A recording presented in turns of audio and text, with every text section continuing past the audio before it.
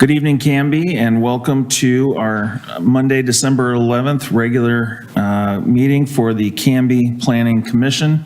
We will start our session with a Pledge of Allegiance.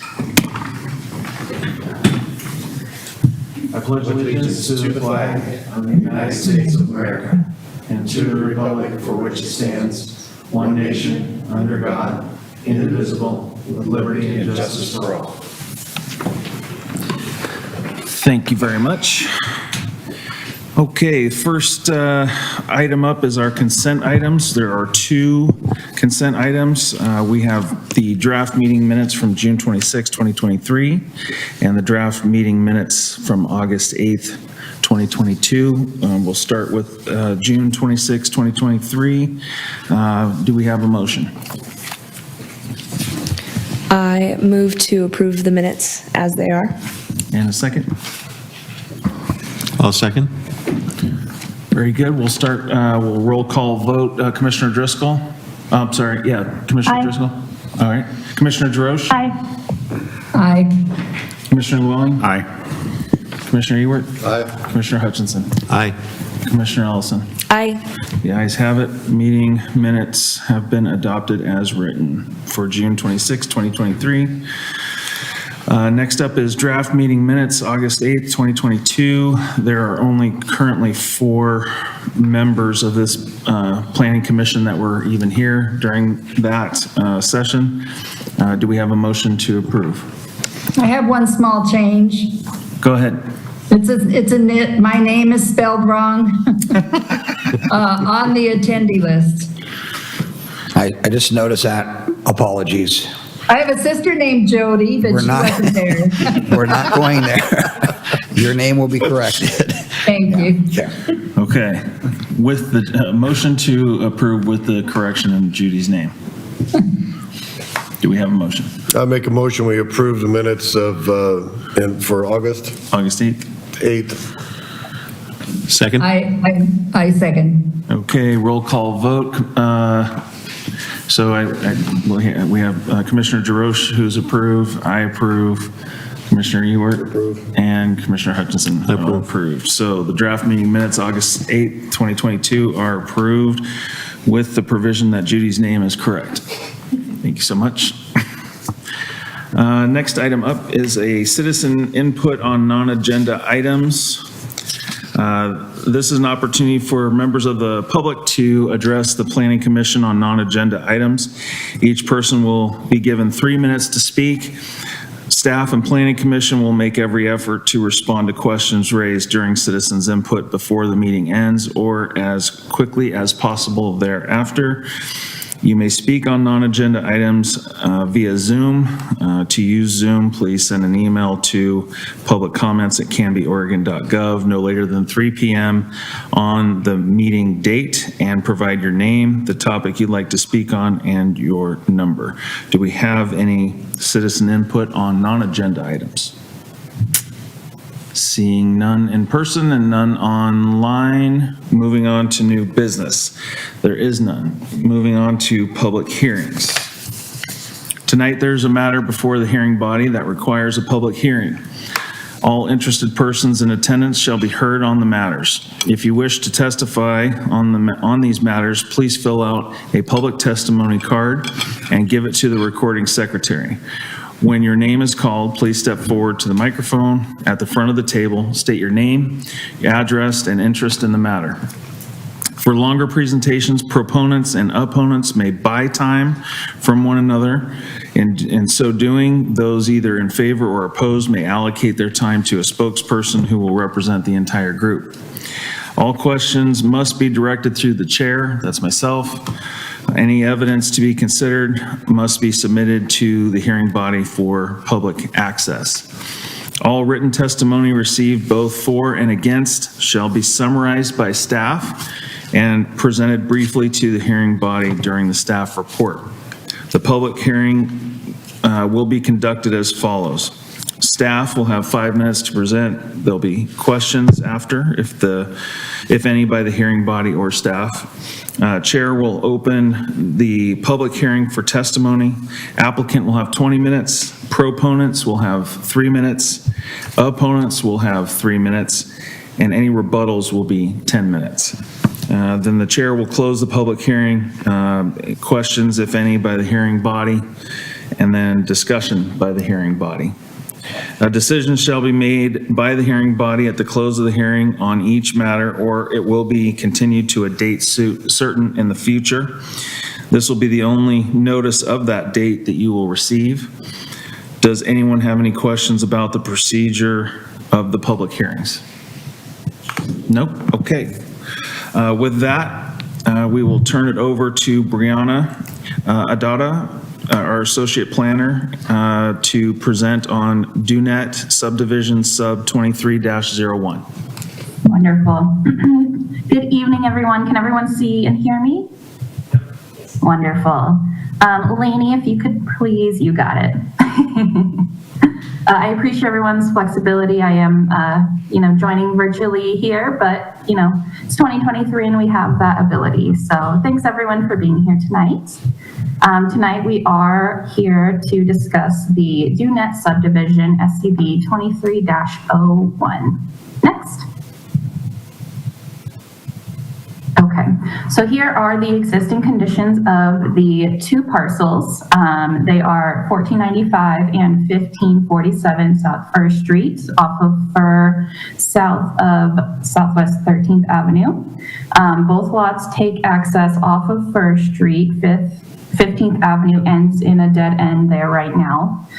The combined size of the 2 parcels is 3.31 acres. It's currently zoned R1.5, and each lot has 1 home and a few smaller outbuildings on each lot. Next. Okay, just the zoning and the land use designation from the comp plan. So the zone is R1.5 medium density residential, and that does match the land use designation. And as you just can see in the vicinity here, we have a lot more R1.5, a little bit of R1 to the north there. Oops, sorry about that. Okay. That is actually a mobile home park and Hope Village up there, just to get you oriented, and then some R2 down to the south. Next. Okay, here is the proposal. So again, it's 2 lots kind of combining and then splitting into this development here. So we have a total of 19 lots, and the 2 existing homes currently on the 2 parcels are intending to remain. You can see them here. One is accessing off of the new extension of Southwest 15th Avenue, and the other will continue accessing off of First Street. 2 private driveways are proposed for newly created lots. And again, the extension of Southwest 15th Avenue to connect to Fir. Next. Here are the sections of the development code that apply to the project. They've all been discussed in detail in the staff report that was provided previously. And overall, they are meeting a lot of our development standards here. I'm just going to touch on a few that I want the Planning Commission to be aware of. Next. Okay, so the R1.5 dimensional standards. Here is a chart. It shows the allowed use, the lot area maximum and minimum, and the minimum width and frontage. So this is just to point out that all newly created lots will meet all dimensional standards of the R1.5 zone. The existing homes on lots 3 and 19 are larger than the maximum lot area allowed in the R1.5 zone, but we do allow that, as you can see, section 1618.030B4 does allow that. And we'll look more at the plan and see why that's kind of a logical allowance. Next. Okay, so here's the first home to remain. This is going to be on the newly created lot 3, accessing off of 15th Avenue. So this is the one further south. This is again just showing that all of the setbacks excuse me, will be met to the new lot lines, and they're actually going to be removing some portions of the home to make sure that they do comply with all of the setbacks as our standard. So they're not asking for any exception here. We just wanted to show that they are, they're removing portions of the home, and that home is to remain on that newly created lot 3. Next. Okay, and then we have lot 19 here, same situation. Again, they're creating, it's an oversized lot, but they are meeting all of the setbacks that we have in our code. I did want to point out, I made one mistake in the staff report here for the rear yard. They have a 30-foot rear setback here. That was my mistake. I just took it from that little bump out. I thought that was the home. It's just a patio. So we don't apply the home setbacks to that. So it's actually 30 feet. In the staff report, I believe I said 17, which also met our standard, but I just wanted to point that out. So again, existing home, oversized lot, but they are meeting all of our standards. Next. Okay, so mostly this is going to be about access and alignment and sort of how Southwest 15th Avenue will be connected to First Street. So Southwest 15th Avenue is a local street, and they are proposing a typical local street section with pedestrian facilities, and it will connect the northernmost portion of what is called the Southwest Canby Development Concept Plan to the rest of that concept plan area. And we'll see that on the next slide. Wonderful. So as you can see here, large development concept plan. This was approved in 2018 with the Beck Pond subdivision, if you remember that. And then I have the 2 parcels here up in the very north area are the ones that we're looking at tonight.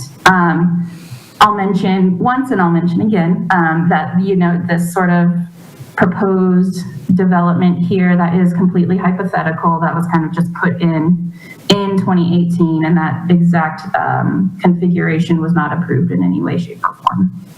Next.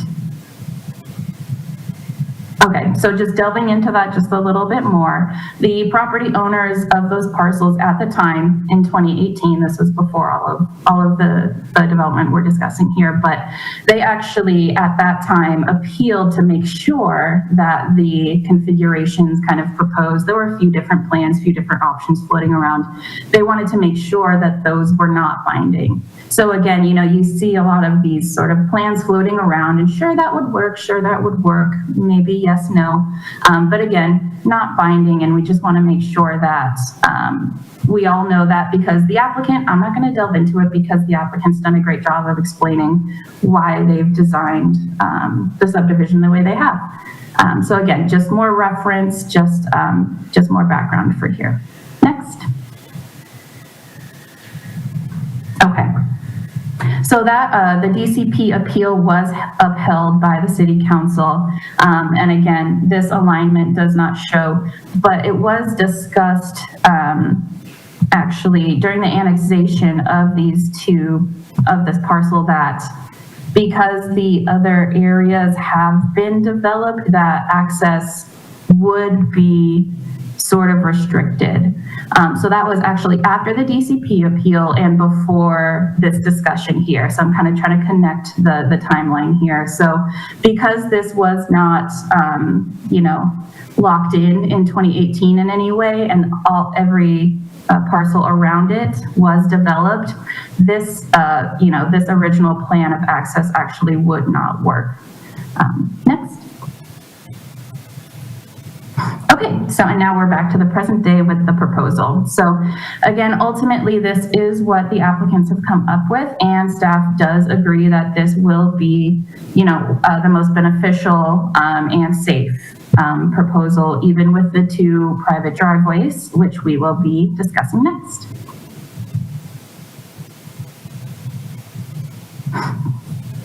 Excuse me. Okay, so First is the private drive off of 15th Avenue. So this is sort of heading north off of that new extension of Southwest 15th. So this will only be serving 2 lots, serving lots 13 and 14. The total width of the driveway is 26 feet, which is required by fire, as we all know. 20 will be paved, but on either side, there will be no parking signage and paint. So they will have that full width at all times. A fire hydrant is being installed at the east of the access point. You can see there with the little, it's a hexagon, I believe, so it's going to be right there for them. And lot 14 is actually, the home there will be sprinkled once it is developed. So again, extra layer of safety. The reason you're not seeing a turnaround here is because the driveway itself is less than 150 feet long. And that's a fire district standard that you don't need a designated turnaround if it is that short. Next. And here's the access off of Fir. This private drive will be serving 3 lots. I do know in the traffic assessment, it said that it was serving 4, and that's because you can see lot 18 here. Technically it could, so you know they had to put that in to evaluate it, but kind of everything that we kind of know about how things are laid out on lots, we are assuming lot 18 will take access directly off Fir, just because it would be really difficult to get a front yard and a backyard sort of orienting horizontally that way. Excuse me. So again, same situation here with the 26-foot total width, 20-foot paved, no parking, signage, and paint.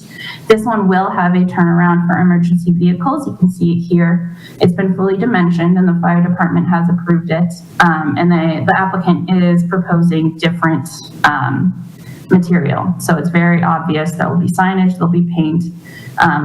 The buyers of these lots will know that that's a turnaround before they move in, right? That's the real point here, that we want everyone to know those are specifically a turnaround for emergency.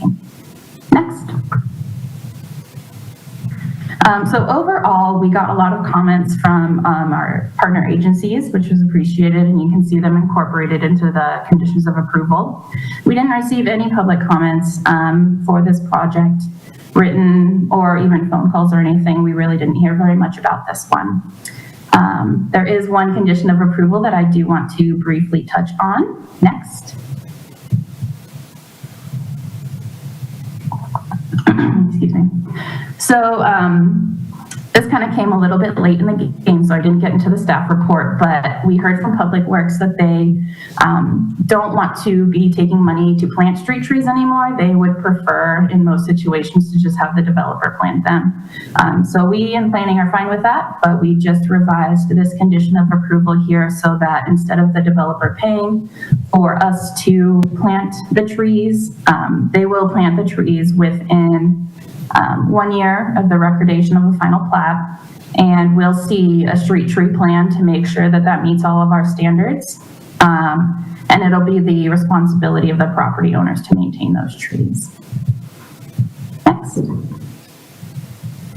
And so considering all of that, and with the revised conditions of approval, staff do recommend that Planning Commission approve application SUB 23-01, subject to the conditions of approval provided in the staff report and the supplemental memo provided to you tonight.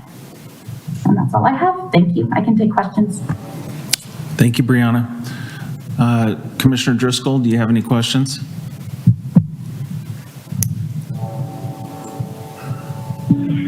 Only quick point of clarification, slide 16, we're talking about the signs, no parking, and the turnaround.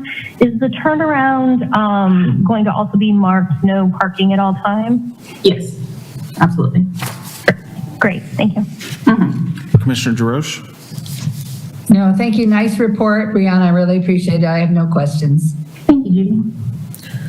Commissioner Llewellyn? I have nothing. Commissioner Ewert?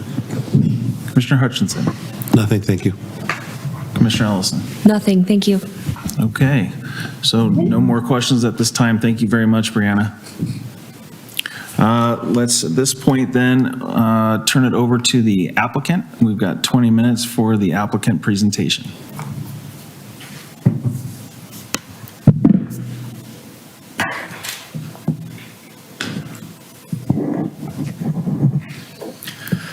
Good evening, Chair Ellison and Planning Commission members. I'm Pat Sissel with Sissel Engineering, 375 Portland Avenue, Gladstone. Good to see you again, Commissioner Llewellyn. High school together. Right on. I am here tonight with Blake DuPont, the Do in the Do Net subdivision, and Ralph Netter, the Net part of the Do Net subdivision. And once I'm done, they be happy to come up and answer any questions that you may have. The staff report from Brianna was well done, and she's covered the majority of the information related to the development, but I'm going to focus really on how we ended up with the site plan that we ended up with, because to me that's kind of the one question with this development there's that you probably have. I mean, utilities are all available. First Street is there, it needs to be improved. 15th Street needs to be extended through the site, but how did we get to the site plan that we have is really what I want to focus on. I do have a comment on condition 42, and I'll wait till the end of my presentation just to touch on that. So Lainey, if you could move forward. So this is the submitted site plan, a little different look at it. But again, the proposal is to widen South First Street and to extend Southwest 15th Avenue through the site. I'm going to take off my glasses so I can see my notes here in front of me. So this is the, the future plan of where we would like to get this development to. Next, please. This is the present plan. You can see the off to the northwest is the Elmwood Mobile Home Community, and it's fully built out. Off to the east is Hope Village, and they have private streets running through their development site. To the north of the site is Pacific Crest Drive, and that's part of Hope Village too. That's the one piece of Hope Village that's on the west side of First Street. That's a private development with a private road.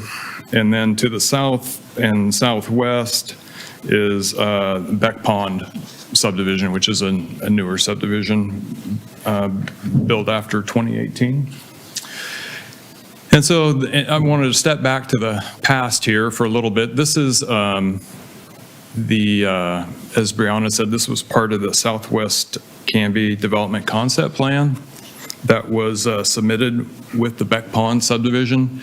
And Beck Pond was developed by Stafford Development Company, and this plan was prepared by them when they came in. Probably some of you were on the Planning Commission at the time when they came in. And as Brianna showed, this site is in the kind of the northwest corner of the development concept plan. And most of the development concept plan area included the Beck Pond subdivision on the west and the Ivy Ridge Estates subdivision on the south, but it also included a little bit of Hope Village. Next slide, please. The site is in the was in the north edge of the concept development plan, and that are shown in green on this slide. It doesn't show up too well up there, but you can see on this plan that they showed a stub street heading north-south in the development in the original concept plan, and no extension of a street out to Fur. Obviously, it didn't get built that way, but that was the original proposal that was submitted. Next slide, please. There were a few issues with it.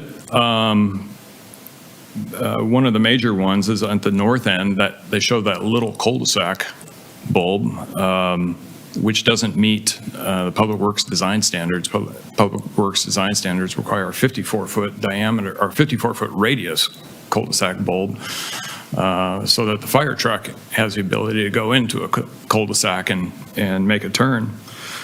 So that plan, that part of the plan didn't work. And then you can also see that on the south edge, there are 4 lots that are partially on this property and partially not, kind of along the south edge there. But anyway, that was the original plan that was submitted. And at some point during the process, next slide, please, the development team submitted a new plan to the city, and it is this plan. This is the plan that was actually originally approved, but it had some issues too. Next slide, please.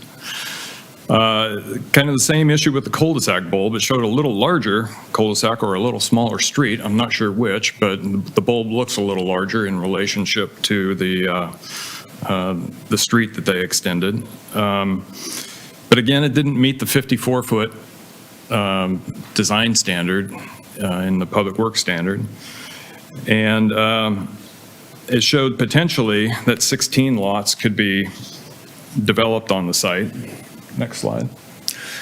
But when you put the real cul-de-sac bulb on there, you can see that 4 of the lots around the cul-de-sac bulb become awfully small. We show those southern 4 lots being 3,800 to 4,800 square feet. So they all would fall below the permitted minimum lot size for the zone. So, and then you'd also have this kind of odd-shaped piece off to the west, this remainder area that's 8,210 square feet. And that's an odd dimension because it's too small to be 5,000 square foot lots, but it's yet too large that it exceeds the 6,500 square foot maximum. So that part of the plan didn't work. And then there's also the issue with table 1646030 in the development code that discusses access limitations. And this slide is turned 90 degrees from what you've been looking at. South First Street is now on the bottom. And table 1646030 establishes separation between driveways and roadways, and driveways and driveways and roadways and roadways. So on this plan, I've shown, based on where the Hope Village access points are, areas in green meet the access separation. So that means the center line of a roadway could intersect where the green areas are, but it can't intersect where the red areas are because it would be too close to have that roadway to an adjacent driveway. So as I show on this slide, you just can't have a roadway in that area. And so that's another big part of that plan. Next slide, please. So not only do we have the lot issues located around the cul-de-sac and that remainder area, but we also couldn't have that intersection intersect fur where it was shown. So there's a lot of things about that plan that was originally approved as part of the development concept plan for this area that just don't work. And those are the things you find out when you get past the concept planning and into the real analysis of the code. Next slide, please. So after the plan was approved, it was appealed by the neighbor, the owner of tax lot 1500, which is the bottom tax lot of the two. And that was not Mr. Netter, the owner prior to Mr. Netter. But he appealed the approval of the Beck Pond subdivision and the development concept plan. And the appeal was denied by City Council, but they did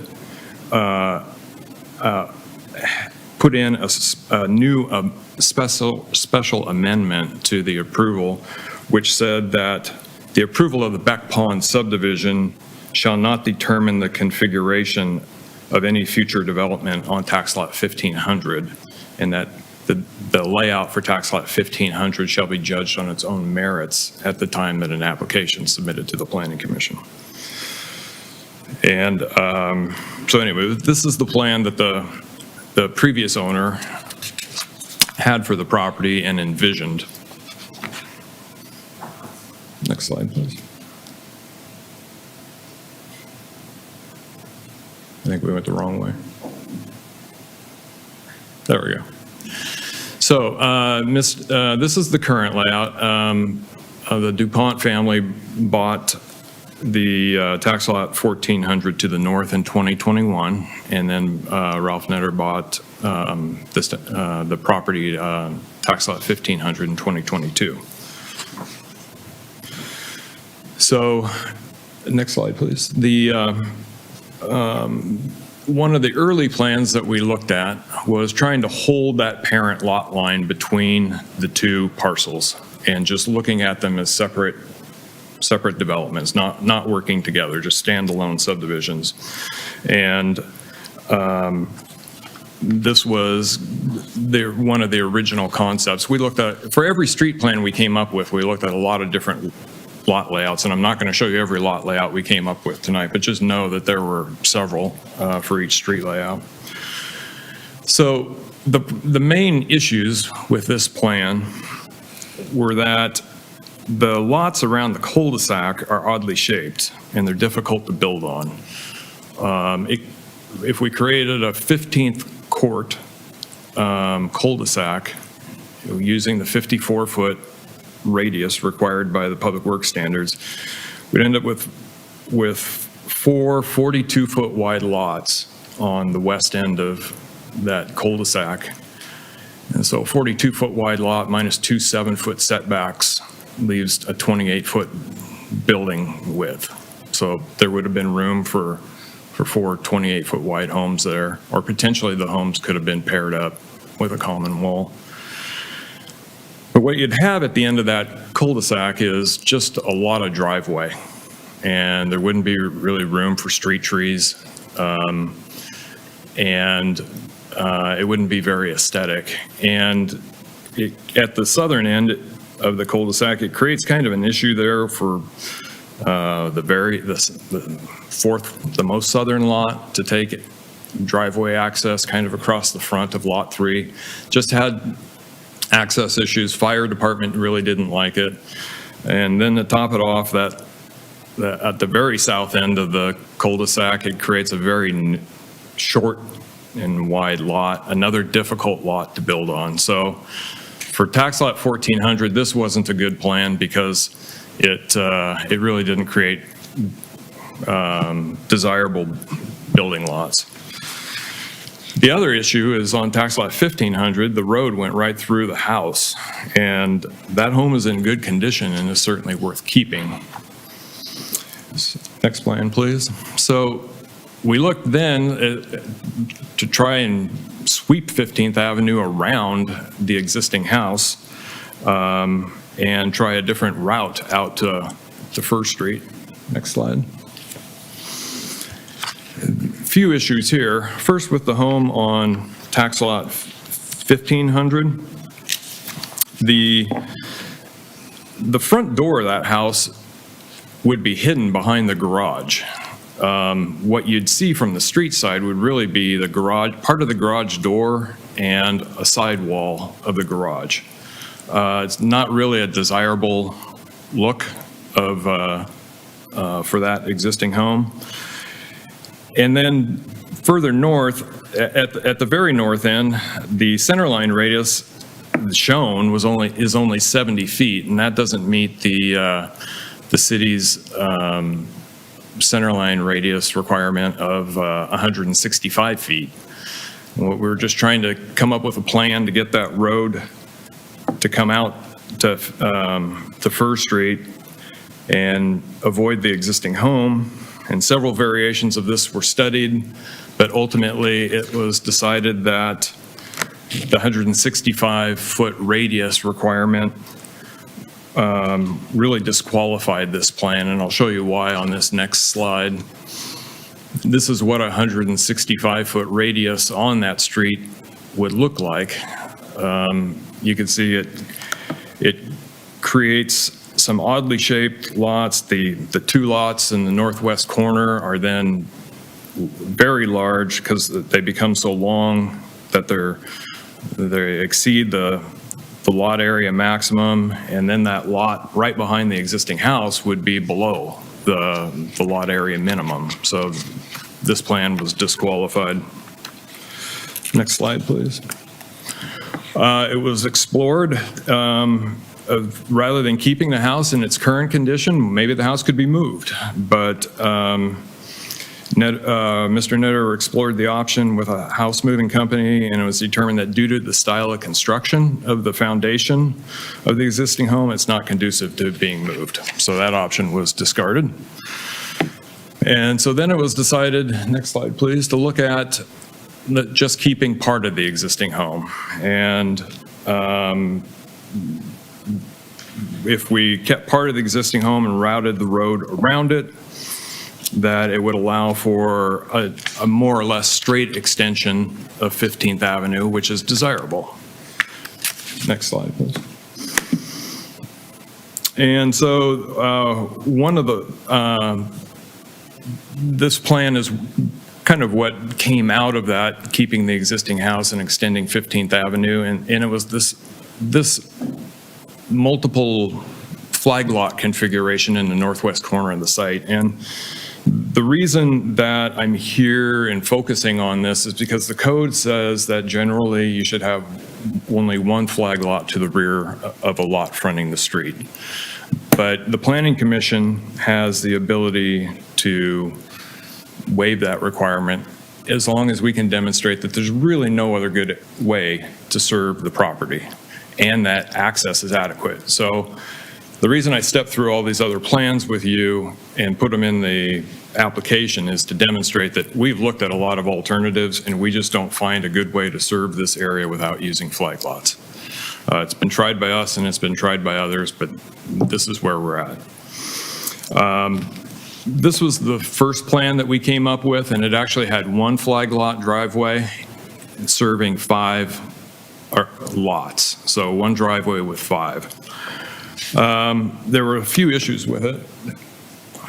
The lots in green are over 6,500 square feet, and the lots in red are below 5,000 square feet. So this plan didn't quite work. We had to adjust 15th Avenue to make it work. Next slide. So this is, you can see the plan on the left is a rejected plan with the original one. The plan on the right is how the road's kind of been swooped to even out the lot areas north and south of 15th Avenue. Next slide.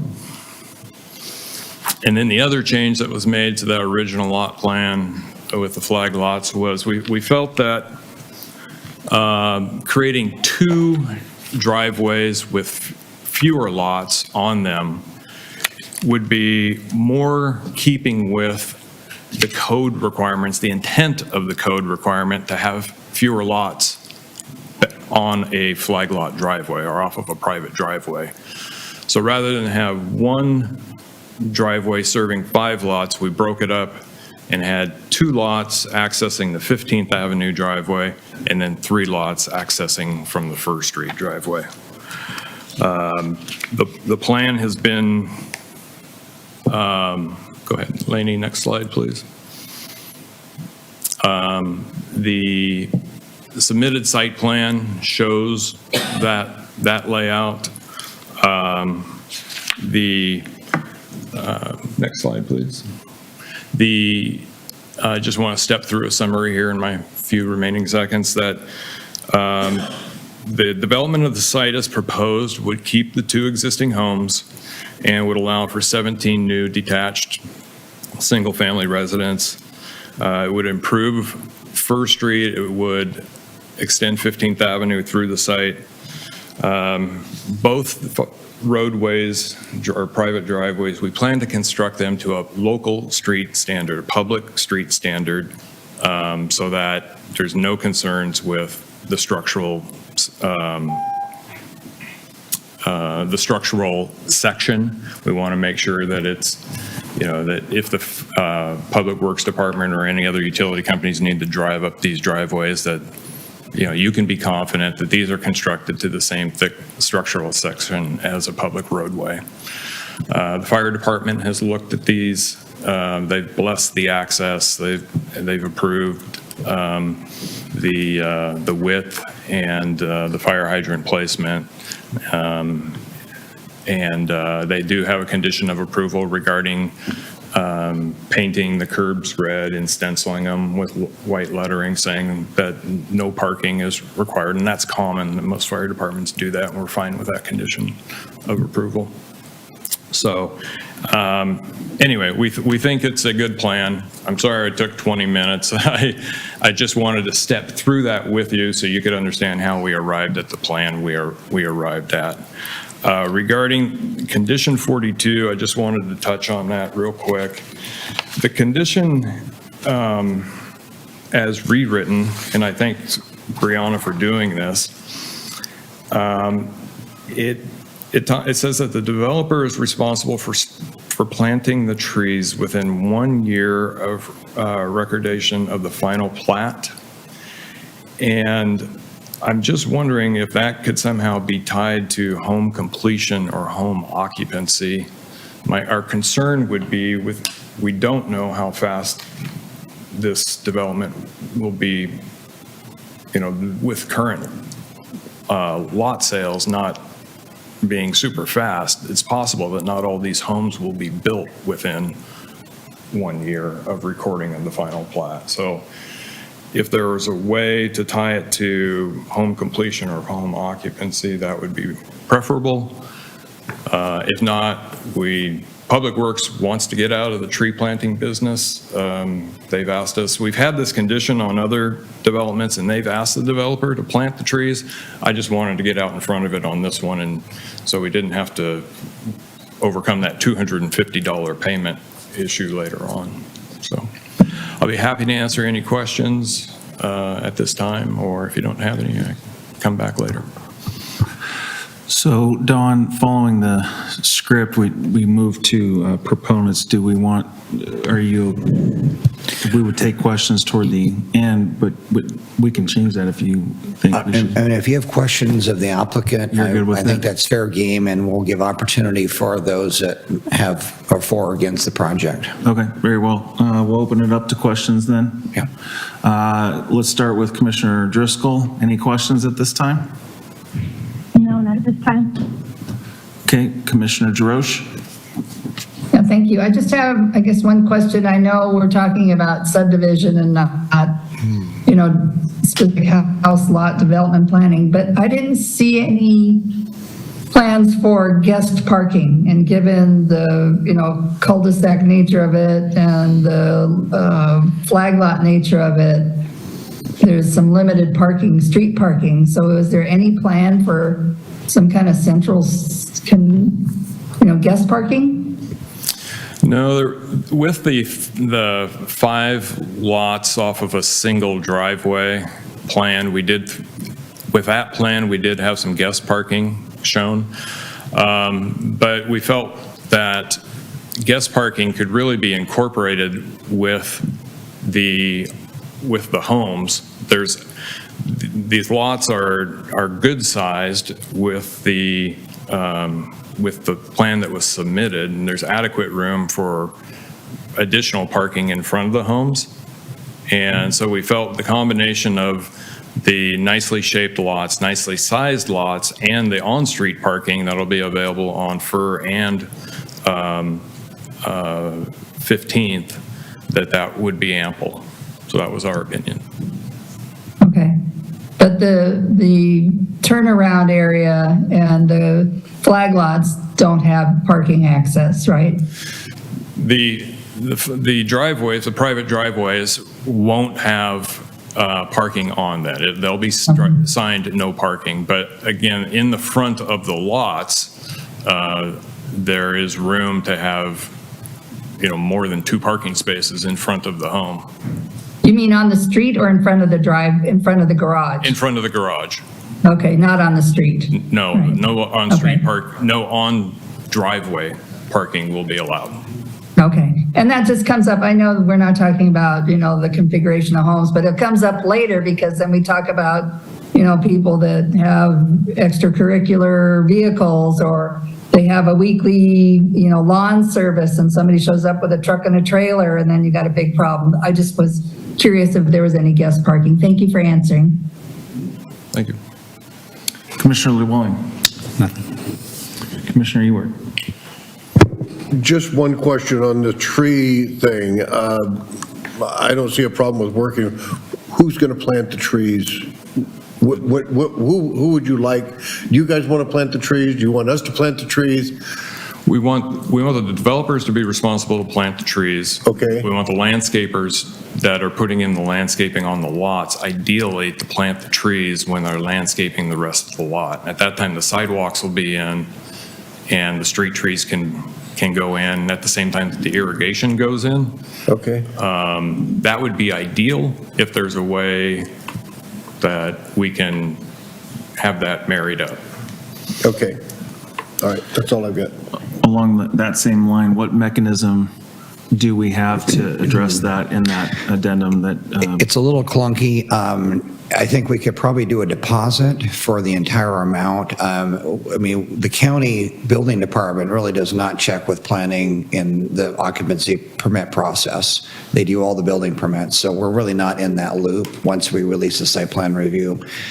We'd be open to a deposit of the entire amount, which could be provided back to the applicant after all the trees are installed, but we have no other mechanism, and we're not really wanting to get involved with individual lot owners on trees, so that's really kind of the best we probably could do there. Okay. I was going to ask if Public Works does a sidewalk and driveway inspection. They do, but I think part of that is, again, we're dealing with a building department, and it's different for a commercial or an industrial building or even multifamily where we have, temporary occupancy and final occupancy. It's one occupancy for the building department, and they're not even looking at that.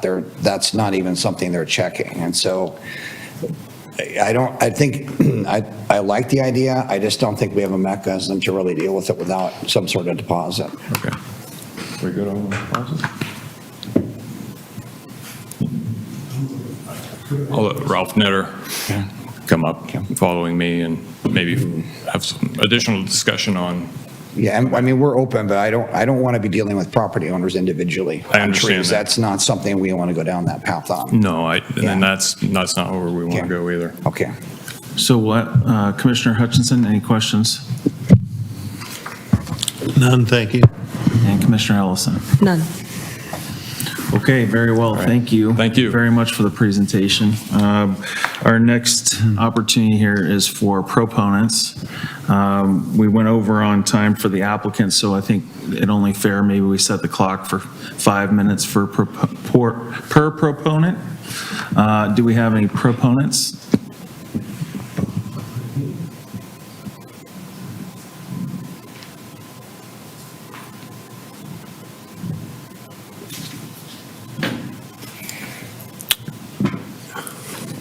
Good evening. Good evening. I'm Ralph Netter, 536 Northwest 14th Avenue, Canby.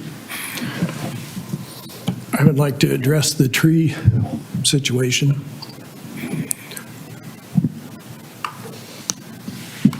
And I don't know who you are. I'm the planning director, Don Hardy. Okay. On my last subdivision, Feist subdivision, 36 lots. The city, the first phase, the city required payment of lots, and they were going to plant the trees, $200 a tree, 2 trees per lot, 4 trees per lot on the corner lots.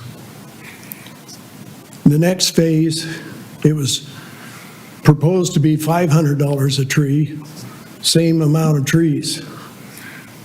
We went and took that to the city council. City council said that was too much. They reduced it to $250 a lot. or a tree, same amount, 2 trees per lot, 4 trees on corner lots. Paid before any building permits were issued. City was to plant the trees. My last count was there were like 36 trees that the city had not planted yet on that phase of 20, I think 28 lots or maybe 30 lots. So you wonder about a mechanism to correct that. I wonder about the mechanism to get the city to plant the trees on the lots. I think that's a separate item, and I don't disagree that that's an obligation the city has. My main point is, if the plat is recorded, we really have no recourse on a tree getting planted later on. If there, I mean, throw something out and we'll consider it, but if the plat's recorded, it's done at that point. I'm trying to hear what you have to say. I've paid for the trees, though. Yeah, I understand. No, and that's really probably between Public Works and, that's something I think they're working to complete. That's why they want to get out of the tree business altogether. Okay. Any questions for me? Commissioner Drosch, anything from you? No, thank you. Commissioner Driscoll? No, thank you. Commissioner Llewellyn? I guess I'm trying to understand this. I'm a little newcomer here, but so he can deposit this money, but they don't have to plant the trees? No, what would happen is the deposit, let's say it's $20,000, and this has happened before, and I get the sequence here. I mean, they're trying to, homes are kind of in a weird state right now because interest rates and everything else, and I totally understand and appreciate that. It's not like you have a guarantee that there's a demand for individual home buyers to buy property immediately. That's probably going to change next year. But I think that the issue here is that you have an option, and I think the city does want developers to put in the trees. The challenge here on this mechanically is that we don't have a building department here. I think if we did, we'd probably have a lot more latitude on the issue. The county does the review of the building occupancy piece. They're not looking at the tree issue at all. So that's completely, separate from, and that's the occupancy piece of this. The other element here is the recordation of the plat. Once that plat's recorded, the city really, we're saying that everything is there. So there has to be some way for us to have a guarantee that the trees will actually get planted. I'm not sure if there's other vehicles out there, but the only thing I can think of is a deposit. Let's say it's $20,000. That would all go back to the applicant once all the trees were planted. So, okay, So we could get a fee, and once they were all planted, it would go back to the applicant at the end of that process. so if there's money left over and you don't have to plant the trees, the money goes back to the applicant? Yes, we need some guarantee. The traditional subdivisions are the trees are put in at the same time as the roads, and then the plat's recorded. That's your traditional thing. Then we're complete. And that's, I think the year time frame is reasonable. I'm not opposed to that at all. There's a maintenance piece as well that needs to be looked at that is part of within a year time frame. So it's just a matter of like the city making sure that we have a lever here to say, if it's still on the applicant to take care of that. And I do appreciate the fact that we do need to also plant the trees that the city has been paid money for. I'm not dismissing that at all. It's a second issue here. But and plat recordation, though, but going back to that, typically you got everything in place: your curbs, your sidewalks, your roads, your sewer, water, electricity, and street trees are part of that as well. So unless they're deferred, which would be a deposit. So how long has it been since he's put that money down? How long has it been? I don't know how long it's been for Feist, the situation. That's 5 years or so. okay. And Public Works, that's not, I don't have a control over that. Public Works is aware of that situation, and obviously they're needing to complete that work. And apologies on the behalf of the city, but planning's not really controlling that situation. I do have a suggestion, and not to sort of put off anything we're discussing tonight, but just because we don't have a mechanism to check at final occupancy, as Don was saying, once we sign off the site plan review, we really don't see any sort of final anything. I know that we do allow minor adjustments and minor modifications is the word I'm looking for, minor modifications. And so we can, again, this condition kind of came up a bit late in the game. We can go back and meet with Public Works and see if they do have a mechanism to check.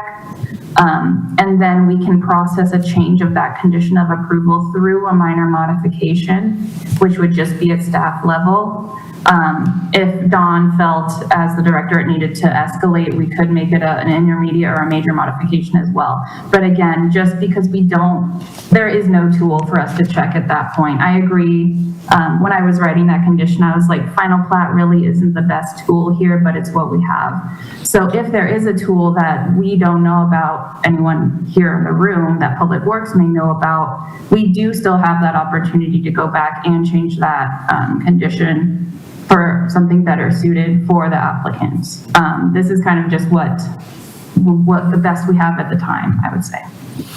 And Brianna, thank you. I mean, I think we could probably weave in something to that condition 42 to what you're saying. We don't control what Public Works does, but we could throw something in there that we could say that condition is, the condition is worded or as agreed upon by Public Works through a minor modification process. And could it be, as you're talking about, what you're really asking for is, as these things develop, and at the end of the development, it seems to me if the last house gets developed, there should be a timetable. Are all those lots developed in the Feist project? Are all those lots developed? One lot has not been built on yet. And then there's the last 6 lots that's just been finally approved by the county. Well, I can't speak to Feist. I mean, that's not why we're here tonight. I appreciate the situation, but I mean, that's really not relevant to this application. I am totally in agreement with putting a modification on condition 42 or as agreed to by Public Works with a minor modification. yeah. And we're willing to work through that with the applicant, but they would need to find another way to address that. So would we consider a motion in lieu of 42 to be settled by staff and the applicant? Well, it would be between, or what we'd say is, of condition 42 would be as verbatim as modified, what Brianna put together, and what we would put at the end of that is, or as agreed to by Public Works through a minor modification process. Okay. One other point, if I may. Yes, sir. Back in about 2006, 2007, the city, that was the first time the city required trees to be planted. And we had to plant the trees before we got the final occupancy on the house. There was a building department here at that time, and there was that history is important. The inspector also. Yeah. So that's my point is, if we had a building department, we probably wouldn't even be having this discussion and the debate, because we would not issue, I mean, there would be other mechanisms we'd have in place, but we're sort of disconnected to some degree from the county building department process. As of 2012, all that went away and went to the county. And that makes it really difficult for us because they're not, they're very limited on what their scope is on the occupancy. And so we're not even really in that loop, as Brianna mentioned. But I think the modification process, and maybe Public Works should say there's another way to do it besides a deposit, but again, we can't speak to them. They're not here tonight, but Brianna's suggestion is a brilliant one, which might get us to the middle ground. The trouble with the deposit is the time frame, like on Feist, it's 5 years. And with a slowdown in the economy right now and the housing market. Yeah, and I don't disagree, and I'm hoping that, like, you know, with the interest rate projections of going down next year, that we will not have this kind of stagnant situation, but rather one where we're back to more of a competitive market where you do know you have assurance and you see home after home after home being built. Yeah, but I wouldn't bet on that. Yeah.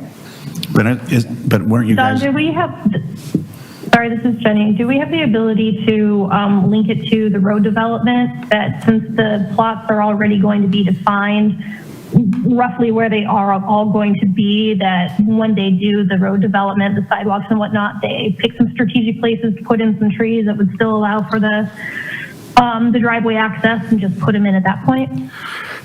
And there is that opportunity, but I think part of it is it's really, I think they're trying to do something because it's unpredictable as to when the houses are going in. And what you're speaking of is really what we do normally. We look at all those features besides the trees for the final plat recordation. And so once that recordation happens, that's kind of the final line, and which means that those lots can be sold, and they're really only subject to building code standards at that point. So the tree issue really is connected directly to the final plat, if that makes sense.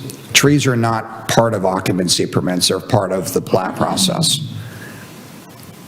Yeah, that's why I was thinking, since you're going to develop the roads before you develop well, maybe don't do the roads before you do the lot development. Well, either way. I know much better than I do, so I digress. it's super clunky. I appreciate everybody's trying to work through this. I wish it was easier. I wish we probably, it'd be easier if we did have a building department, because I think we wouldn't be having this challenge here as much. I have a quick question. This is Judy. So I know the past is the past and it's a different situation now, but we've been talking about Feist or Feist. How many lots were in that development versus this development? I will defer to the applicant. We have 19 lots here. I think there might have been more for Feist. It was 36. 36 for Feist is what the applicant mentioned. All right, so a lot more. Okay, thank you. So I would be totally supportive of that. I know we're kind of I'm taking going all notes. over the map here, but yes, put that into the motion. We'd be fine with that. All right. Are there any other questions from this body? Will there be further discussion? Yes. None at this time. Okay, at this point then, do we have any opponents of the project that would like to speak? And I don't see any online, which would lend me to believe that we don't need a rebuttal. So we can just move on to closing this portion of the public hearing and having our discussions amongst this body. All right? So, Don, do you want to take us through the verbiage just one more time? It's going to be So we'll use what Brianna had in the memorandum, which is the revised condition 42 that says the developer shall submit a street tree plan with their submittal of pre-construction documents to be reviewed by the Planning and Public Works for compliance with the planting spacing standards. The developer is responsible for planting the trees within 1 year of recordation of the final plat. It will be the responsibility of the individual property owners to maintain these trees. And I would say that we could say, as an alternative to condition number 42, if agreed upon by the Public Works Department, a minor modification process, we could say, may be available to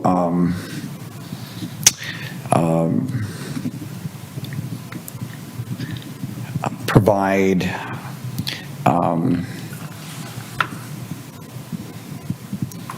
trying to come up with the language here. It's not quite as simple as I thought this was going to be. So I think what we're going to say is an alternative.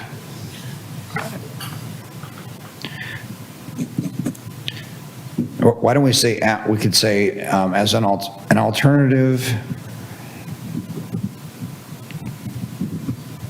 to condition 42,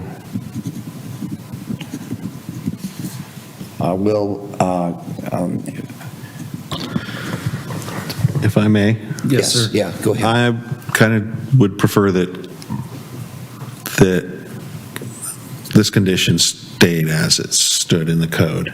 I have a bit of a problem with the code blowing around based on economic conditions and the risk of developers. Real estate is speculation, and sometimes the wind doesn't blow your way.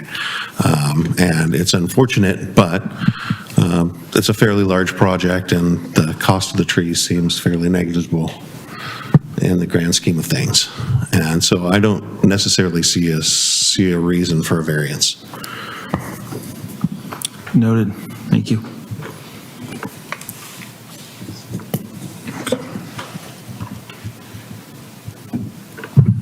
Can I make a clarification?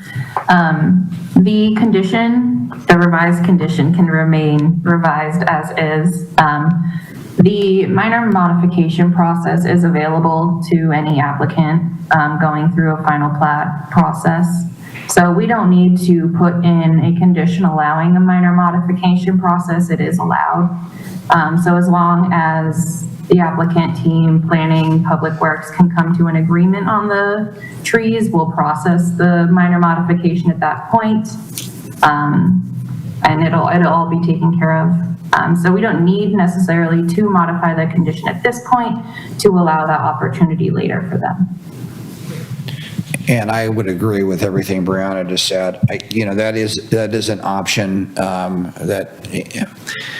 that's a good point. I mean, I think we're trying to wordsmith this right at this very moment, but I think that option is available. There's nothing to prevent the applicant from submitting for that. And if there can be an agreement with Public Works, which I'm not sure what that is exactly, that could be something. I would end up having to approve that administratively, but that's within my purview. Well, and it seems like the Public Works has a little bit of making up to do, so they might show a little flexibility in the issue. Yeah. All right, so does anybody, well, I guess we'll start with Commissioner Jarosz. Anything, Commissioner Jarosz, you want to add at this point or discuss?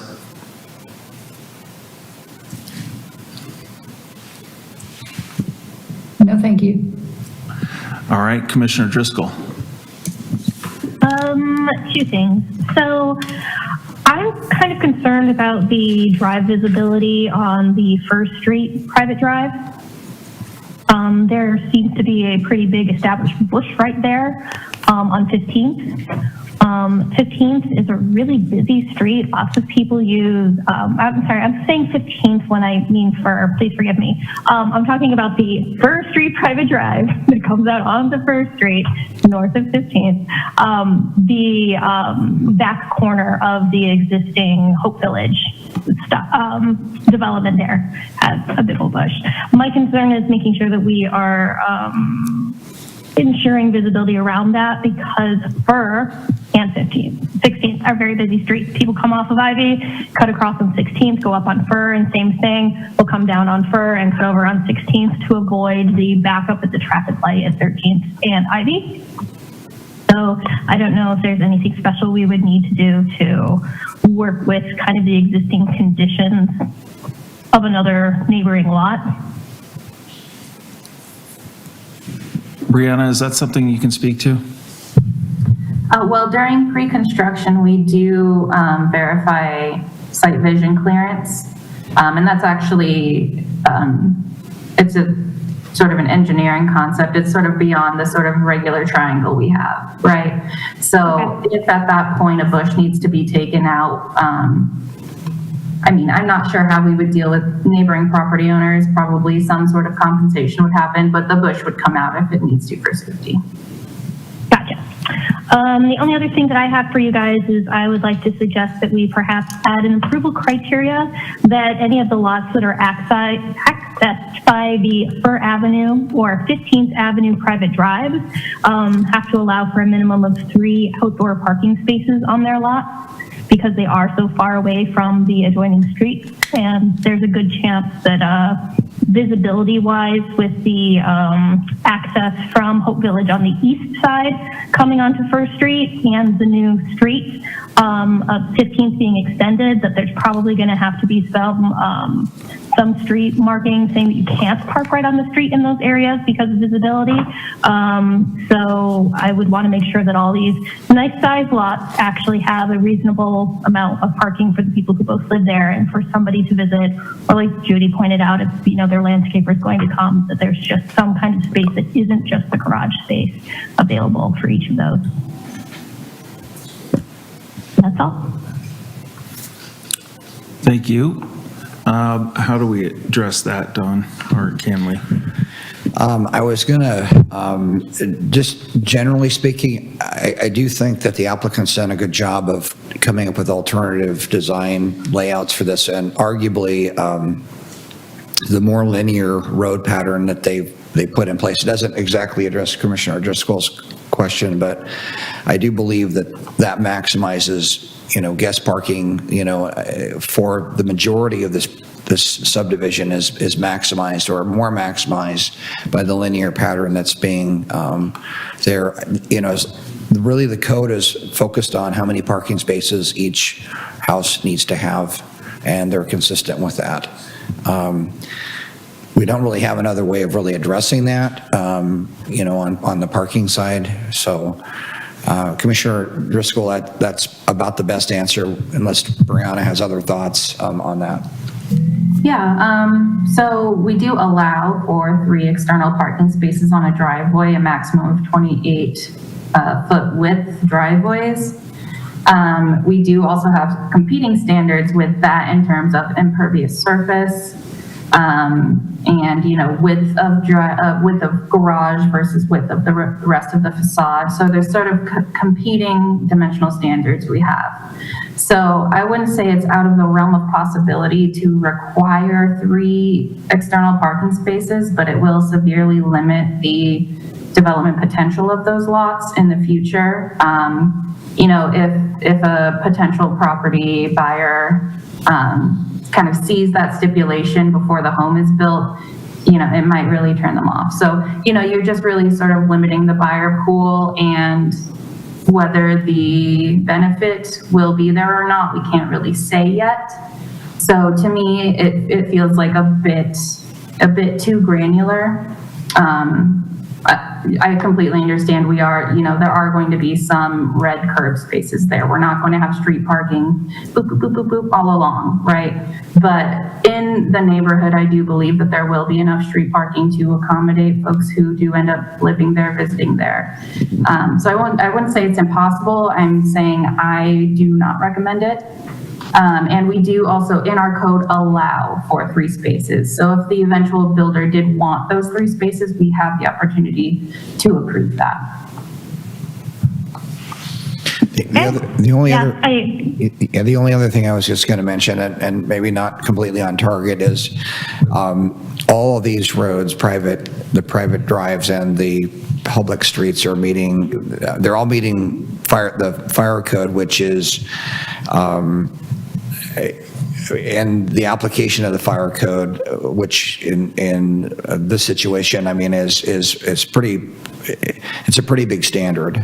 So it doesn't solve the parking problem, but I think it helps with the circulation. Oh, sure. Yeah, it's just the people who are living on the First Street private drive are going to have a heck of a hike from wherever they might be able to find parking on Fir, if they're fortunate, or around the corner on 15th or another street. Heck, they'll probably end up parking over in Hope Village and just walking over if they need to, but that's a pretty good distance for kind of the Canby standard of what you would expect for being able to, access a home. But if it's outside of our purview, it's outside our purview. So thank you. Commissioner Llewellyn, anything from you? I was going to say, thanks, Pat. That was a good presentation. Makes sense. Well done.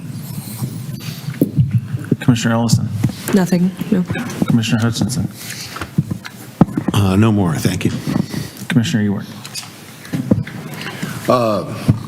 We've been looking at this property for a long time. I think that I commend you guys for finally figuring out a good way to develop it and fill it in. One of our jobs is to infill, and so this is, as far as I'm concerned, this satisfies this. You know, it's not necessarily the best of all worlds, but I think with this particular piece of property, it's the best we're going to do to get an infill in this. As far as the parking is concerned, hopefully the people that buy those houses don't have any friends and won't have need to worry about parking. But I don't, it's just, it's a thing with flag lots. I mean, it just is. And so if we're going to move this forward in this fashion, I think it's the best we're going to do with what we have right now. So that's basically all I've got to say is good job, Brianna, and thank you to the applicants for furthering our infill. All right. Let me just go back to, all right, so at this point, I think we're at the moment of truth. Do we have a motion? Mr. Chair, I'd like to make a motion that we approve SUB 2301 as submitted with the addition of, or the, how do I want to say it, the modification of number 42. I would say that I would like to see it move forward as it is in black and white in front of us, but I would really like to see a direction from the Planning Commission that the Public Works, Planning Department, whoever, show the greatest amount of courtesy as far as the street trees are concerned. I think it's criminal that we take somebody's money and don't do what we say we're going to do. So let's see if we can clean that up, and that would be my recommendation. So that's my motion. Do we have a second? I'll second that. By roll call vote, we'll start with Commissioner Driscoll. Aye. Commissioner DeRoche. Aye. Commissioner Llewellyn. Aye. I am an aye. Commissioner Ellison. Aye. Commissioner Hutchinson. Aye. Commissioner Ewart. Aye. All right, by a vote of 7-0, the ayes have it. This project, let me get my verbiage right, SUB 23-01 DUNET development is approved. Thank you very much. Thanks, everybody. And with that, we are going to take a 5-minute break, so we will be back shortly.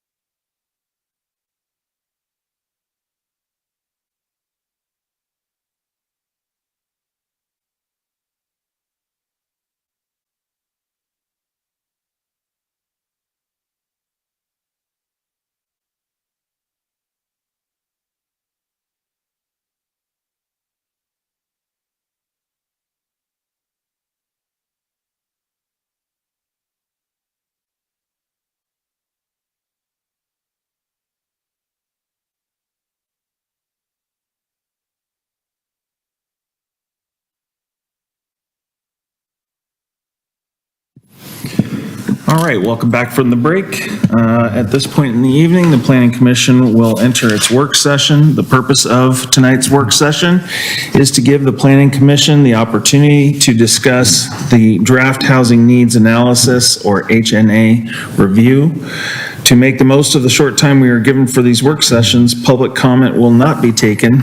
Instead, we invite public comment at all of the Planning Commission's regular meetings under either of the two opportunities dedicated on each agenda for public comment. In addition, we invite the public to contact city staff with comments or concerns. Although this is a public meeting, the Planning Commission cannot make any formal decision in a work session. Next step actions are often determined for deliberation and discussion at a properly noticed Planning Commission hearing. And with that, Planning Director Don Hardy will present our draft housing needs analysis. Good evening, Commissioners. We're back before you. I have several folks tonight that will introduce you, but before I wanted to give you a little bit of an overview of our housing needs analysis. It's taken us some time to get back before you on some of the topical items that we discussed several months back, and we've also been working closely with Department of Land Conservation and Development on the housing needs analysis, and we have addressed a number of things tonight in the work session, and that is looking at the current interest rates that, and we'll walk through this presentation with you tonight, dealing with the affordability issues as they currently are, and we will be walking through that with you tonight in work session. We're anticipating that the hearings for these would be next year, and that the Planning Commission hearing for this would be February 26th of next year on that. So I wanted to briefly introduce the folks tonight. We have Todd from FCS Group and Steve from 3J Consulting. I'm not sure I think Todd's going to be taking the lead on this tonight, but they are both here, and with that, I'm going to go ahead and let them take it away. Thanks, Don. I'm going to run through the first few slides just to introduce the topic tonight, and then Todd will do the majority of the presentation. Planning Commissioners, thank you for placing some time on your agenda to meet with us this evening. As Don mentioned, we're going to walk through the housing needs analysis with a focus on the things that we've updated since the last time we met, and we'll also have a brief review of the housing production strategies at the very end of the presentation, because we know that will be coming before you next year as well. Next slide, please. Just as a reminder, the housing needs analysis has several components that we've incorporated into our report. We typically start with a housing needs projection using population projections provided by Portland State University. That helps us identify the housing need. We also conduct a buildable land inventory that gives us our supply. We then reconcile the two, the supply and the demand, to determine what the land need is for the City of Canby. And then eventually, as part of our comprehensive plan update, we'll be updating policies related to Goal 10 housing, statewide Goal 10. Next slide, please. And just to give you a kind of 10,000-foot look at how this fits into the broader process, you can see the EOA and this HNA at the very top of this graphic. You've already adopted the EOA for the employment land needs. This is the HNA, which will identify housing land needs.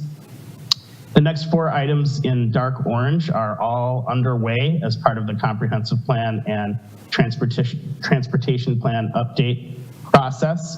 But the EOA and the HNA and the land need that they identified really filter into the fourth one, the Goal 14 urban growth boundary expansion. It tells us how many acres the city is going to need to accommodate jobs and housing over the next 20 years. I know that you're familiar with the land use efficiency measures that Don has been speaking with you about over the past several months, and that filters into this process as well. Once the comprehensive plan and transportation system plan and land efficiency measures and UGB expansion are all adopted, then the city will do planning specifically for the urban growth boundary expansion area, and that leads basically gets the city ready for future annexation and development in the urban growth boundary expansion areas. So the EOA and this HNA are really key components that filter into the urban growth boundary expansion.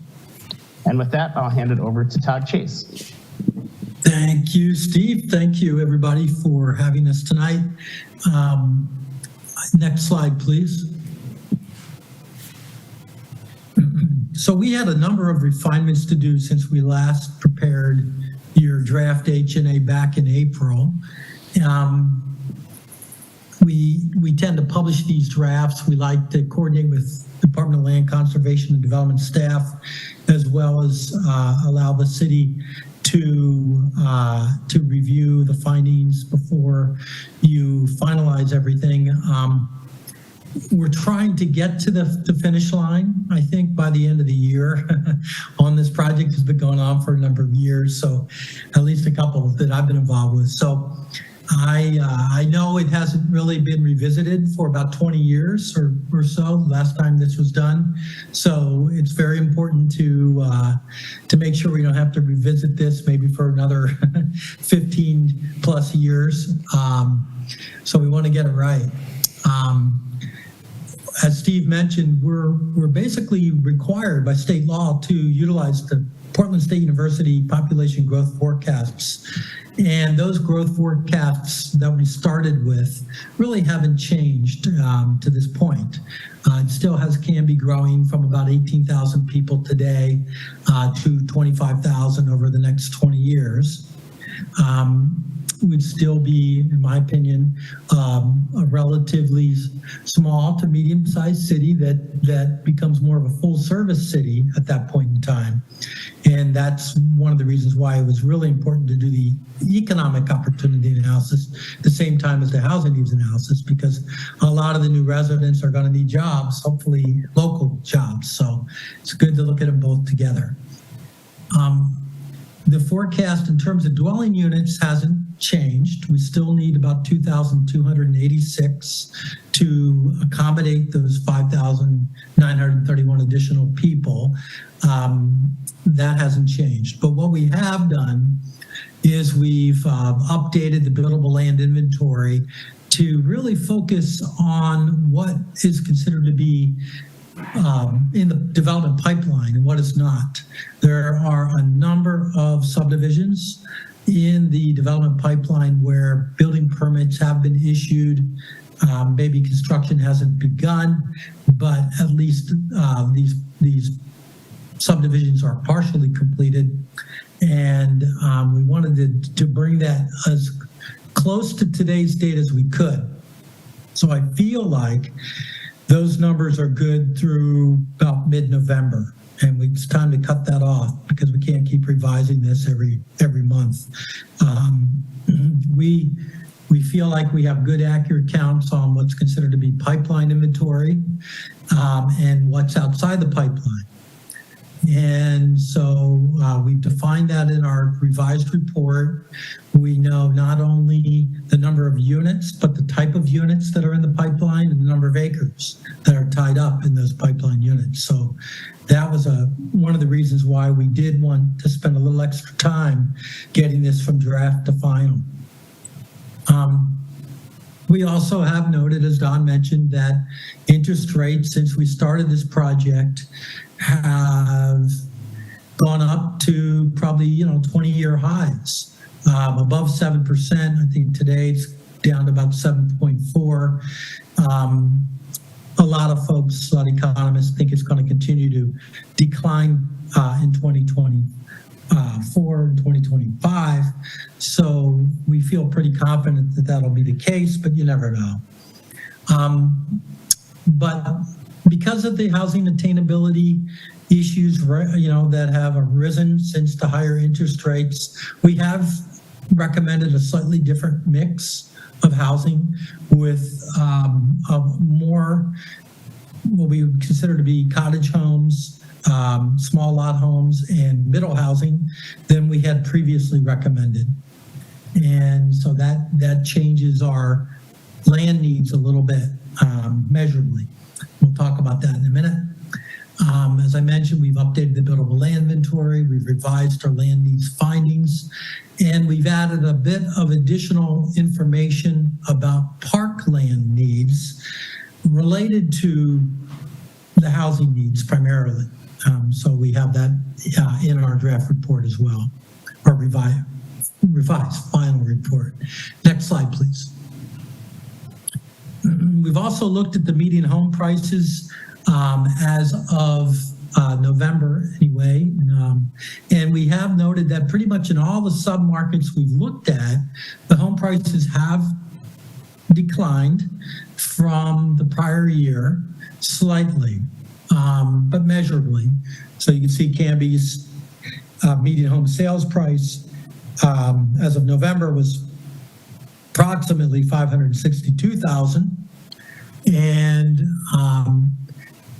and all the which is slightly below the other communities we've looked at in Aurora, Wilsonville, and Oregon City. But the annual home value has been increasing on average about 8% per year over the last 5 years. So it's still increasing at a pace greater than inflation for home prices. Rental rates have stabilized a bit. They've tended to increase more like the overall consumer price index. And so we have recognized that both home prices and rental prices have declined a bit, but still they're increasing faster than inflation or income. Next slide, please. And this was a slide we prepared in the earlier draft where we had assumed an interest rate closer to, I believe, 4.5% when we started this project. Now it's above 7%. We have assumed, for the sake of this analysis, that these homeowners or prospective home buyers, whether they be a lawyer, engineer, teacher, medical assistant, or retail salesperson, if they were going to buy a home, they'd have 5% to put down. Of course, if they had more money to put down, they could afford a higher priced home. But we'd like to kind of start with the same assumption for all these different types of categories. The median family income in Clackamas County did increase, according to the census, to $88,517 in 2021, which was the latest year we could get, up from $80,484.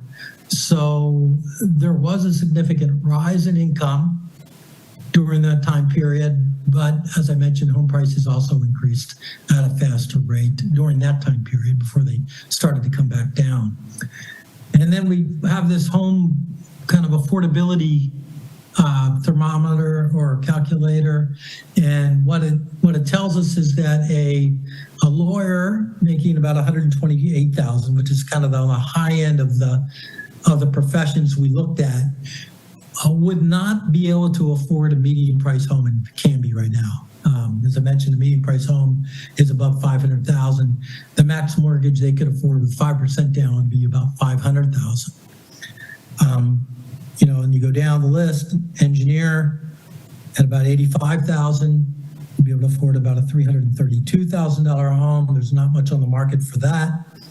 And then good luck if you're a teacher or medical assistant or retail service person, you're probably going to be faced with renting for a long time, unless you become, a dual income household. And then, then there's hope for a home purchase. I heard a stat today that nationally, only 1/3 of the homes sold last month were purchased by first-time homebuyers. And that's the lowest they've recorded since they've started recording that data. So it does tell you that there's definitely going to be a need for certainly smaller homes, middle housing, townhomes, apartments. We kind of put cottage homes in that category as well, but even cottage homes can be on the, the priced at $350 or above.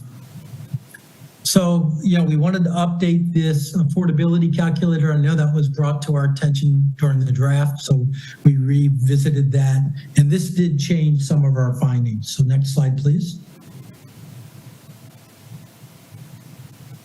So when we looked at the affordability, and we basically are trying to scale the future housing need by income level so that people making, say, 50% of the median family income in Clackamas County would still be able to have a housing option in Canby. And what we concluded was that we're probably going to need fewer standard size single-family detached lots, standard lots, and more of the small lot cottage homes than we had previously predicted. We still have about the same number of townhomes, plexes, and manufactured homes for demand and apartments in the mix. So you can see we have shown of the 2,286 units that only about 615 would be standard detached, and all the rest would need to be some type of middle housing to accommodate the majority of basically the households in the city.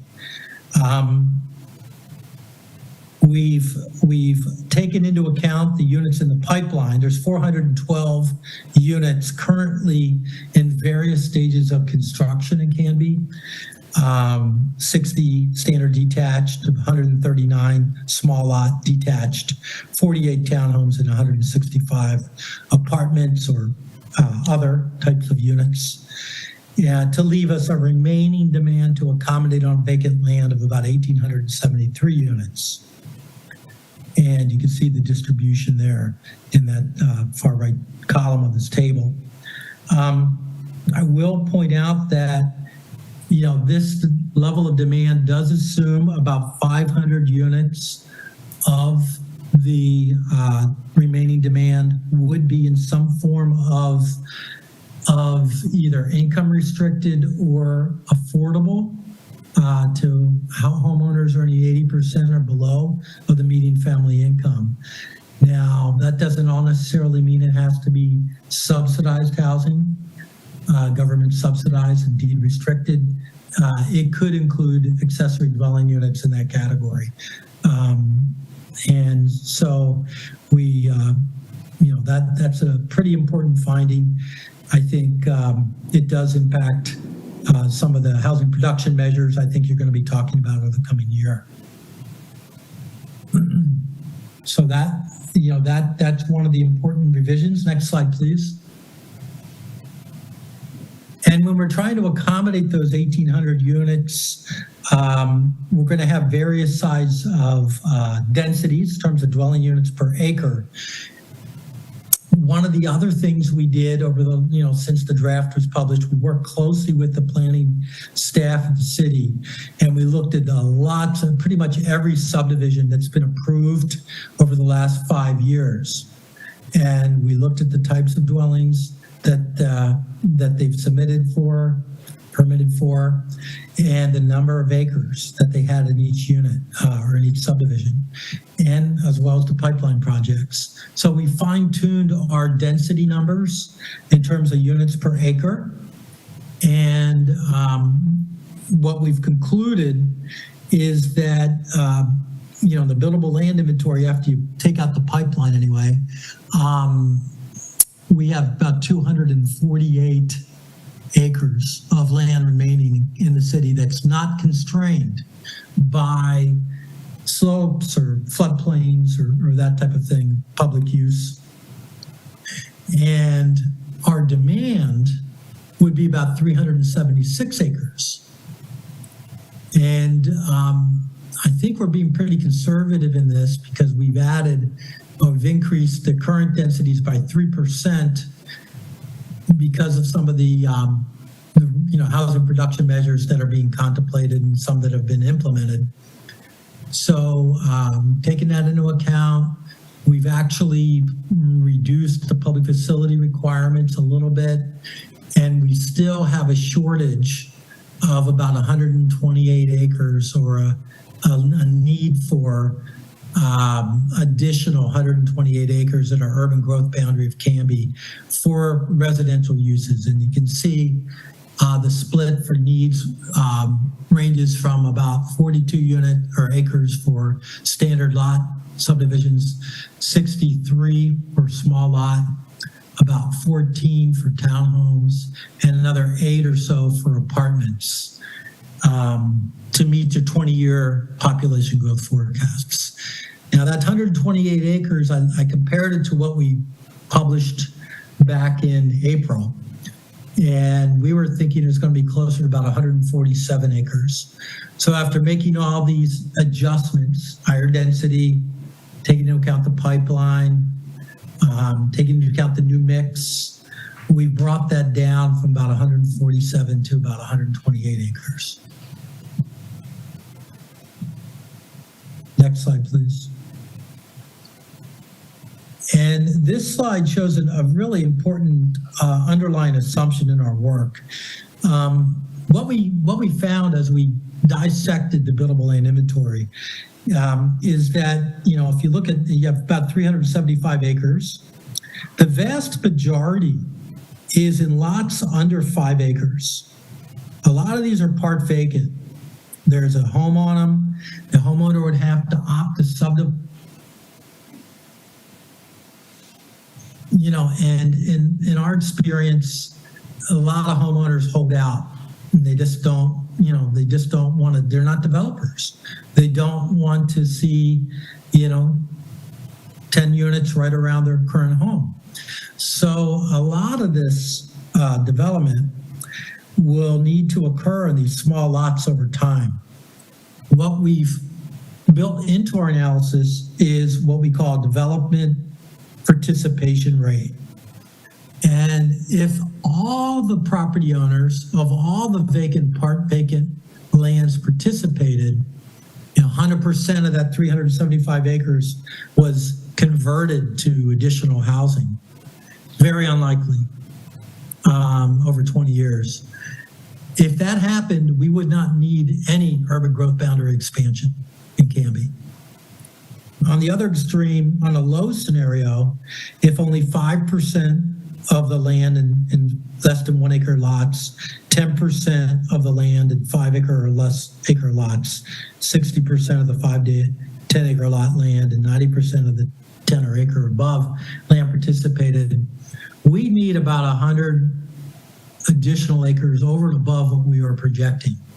And we feel that, based on what has been occurring as we looked at subdivisions in Canby over the last 5 years, it's more likely going to be this medium scenario where, and even that's aggressive on the low end, 20% of the less than 1 acre lots, 60% of the 1 to 5 acre lots, 90% of the 5 to 10, and 95 of the over 10.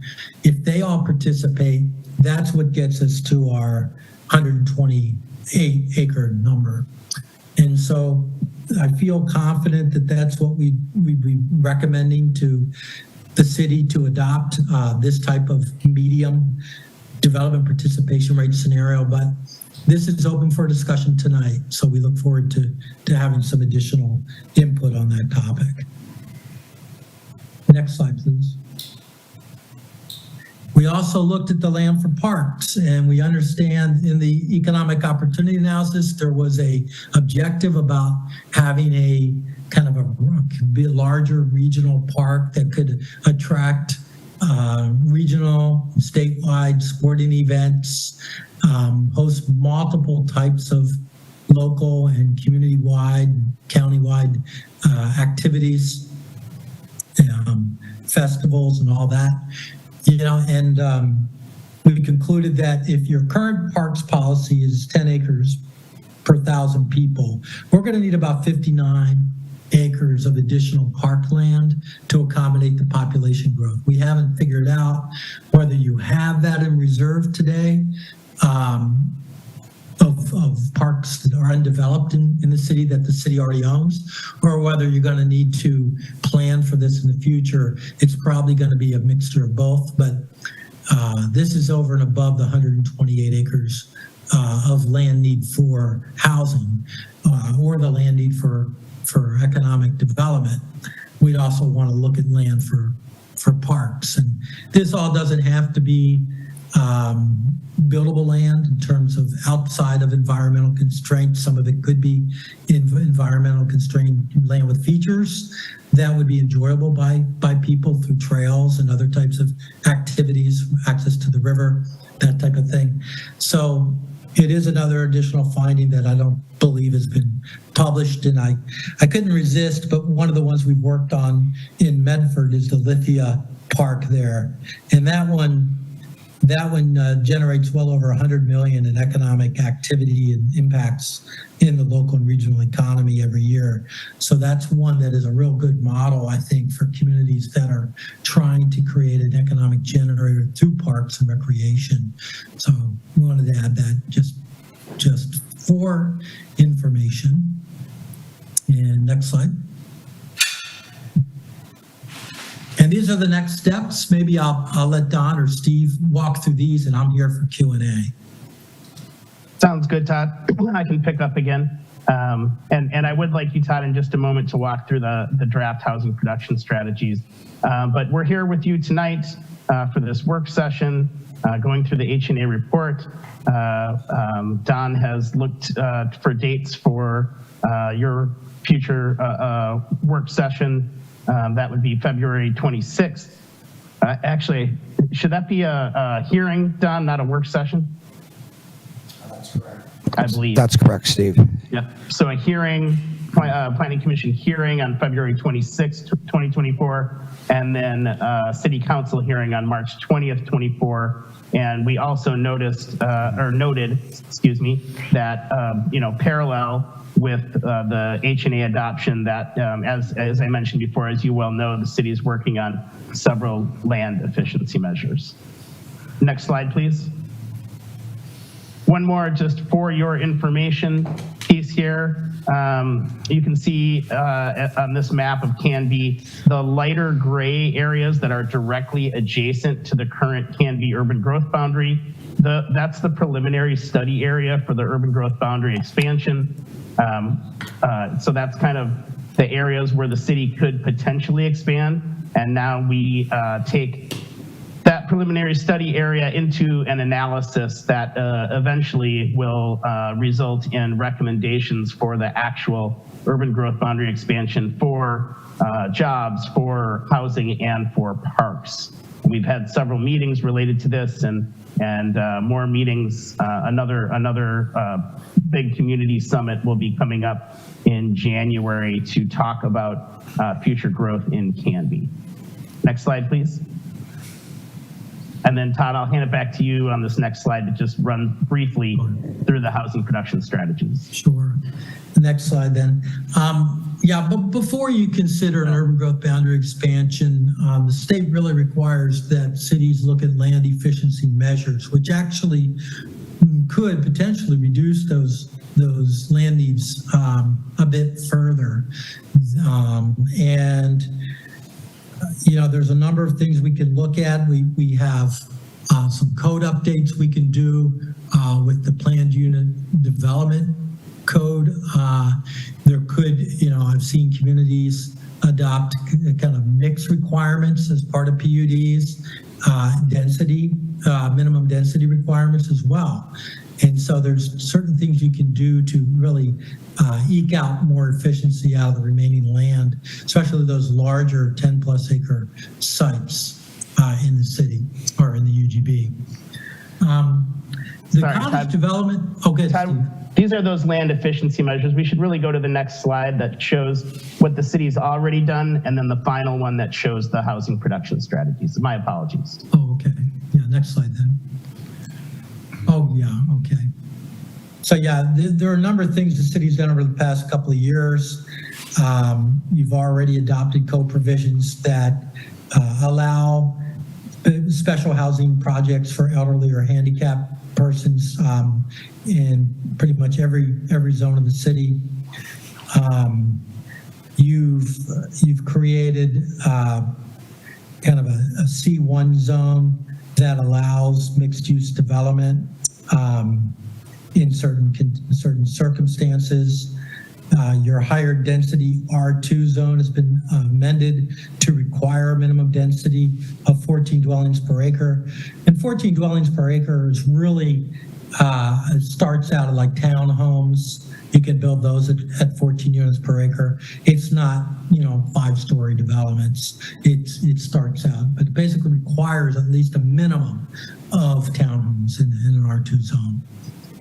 And Development Code has been revised to comply with House Bill 2001 to basically allow duplexes and townhomes and even smaller flats on single-family zones. Actually, Todd, Canby is just duplexes. They're not 25,000, so not required. Just duplexes at this point in time. But the next slide is where the work that you've done on the housing production strategies. Okay. Thank you. So yeah, there's a number of things that are being considered. We can look at, as I mentioned, we need about 9 additional acres for apartments that aren't currently zoned for apartments in the UGB. So we can look at places in Canby where it might make sense to upzone some areas to allow some additional apartments or other types of middle housing.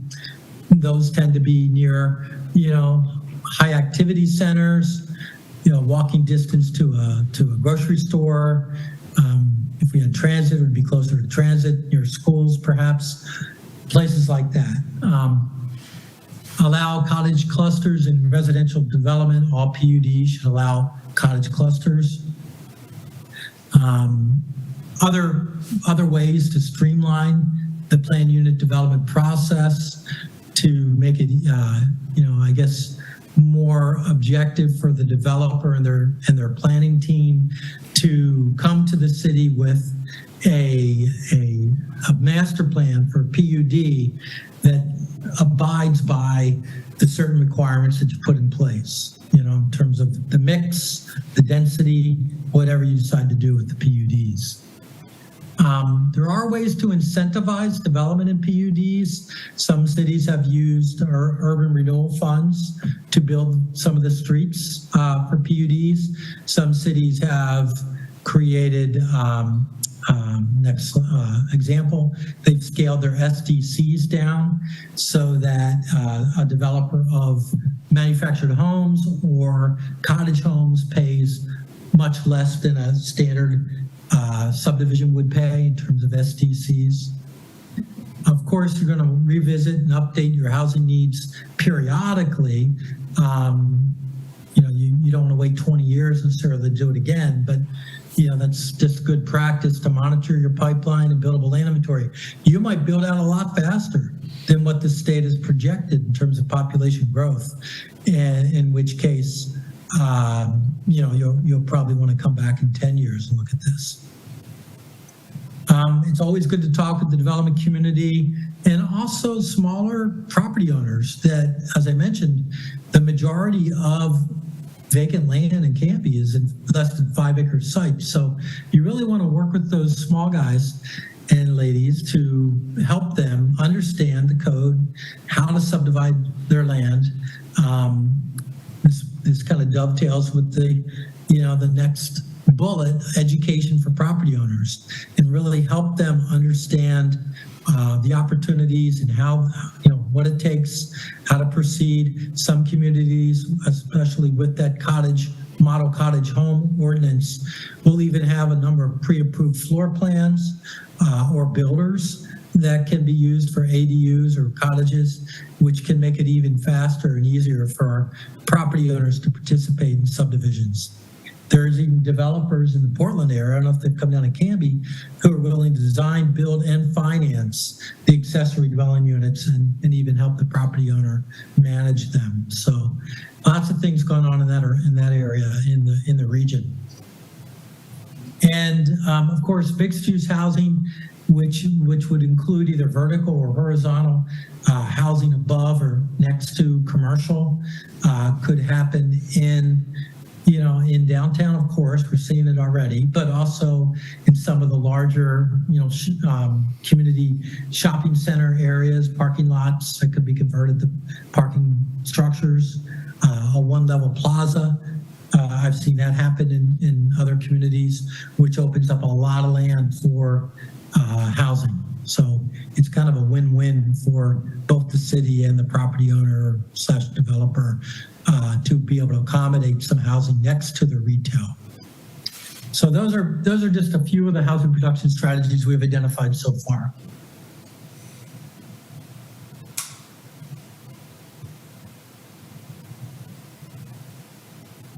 So happy to take questions at this point.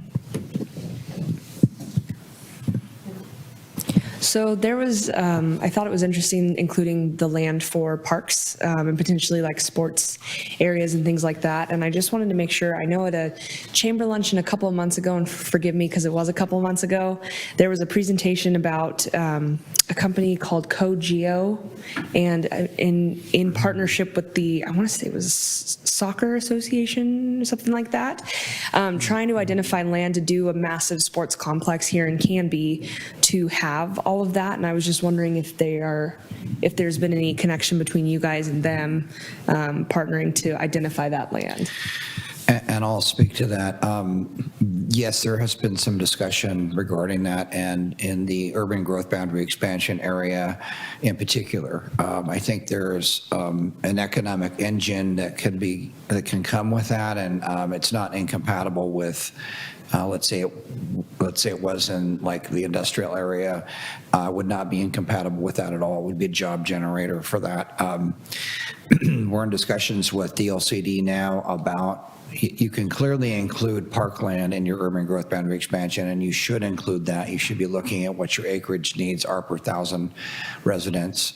So there is definitely a discussion around that. Council's really not had any really detailed discussion at this point, other than kind of more global discussions. But I think there was a pent-up demand from the point where there was debate about a dog park versus a sports complex going back a few years here, and I think that sports complex piece is still in play here in terms of many people would like to see that in Canby.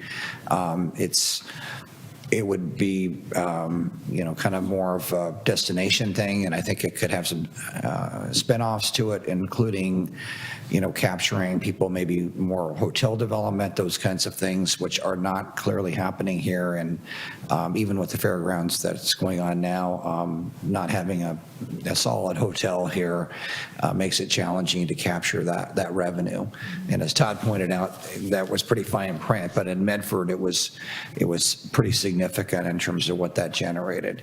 And I think that could be a really valuable thing. That's something we clearly are looking at in terms of the acreage area, not necessarily the specific location, but at least the acreage is being looked at. Yeah. Okay, great. I just wanted to make sure the lines were Yep. getting crossed.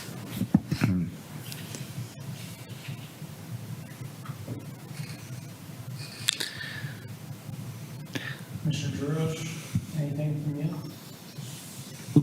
Sorry, Commissioner Drosch, anything from you? No, thank you. Commissioner Driscoll? Yeah, I was wondering if you could please elaborate on what gross rent is for the definition of severe rent burden. Hang on, I have to look that up. Todd, it was like 50% Of income on gross rent for housing. I'm looking at it, and I just was curious what the difference between gross rent and, usually it's a net rent, because to me, gross rent would be rent plus basic utilities, rather than just the actual rent cost. But I figured since you guys did some research on rent costs to come up with some of your figures that perhaps you had that defined. Well, when you add in utilities, it would be about $1,400 per month is what, based on the latest data we have. And Todd, there's rent burden, which I thought was 30%, and severe rent burden, which was 50%. 50, this is 50%. 50, yeah. okay. And these 30 and 50% of income, they are the gross income or the net income that somebody takes home? Gross income. It's the median family income. So, yeah. And, of course, HUD has different definitions based on family size. So it gets pretty specific to the number of people in a family. When you're talking about government-assisted housing, you're eligible for tax credits and things like that.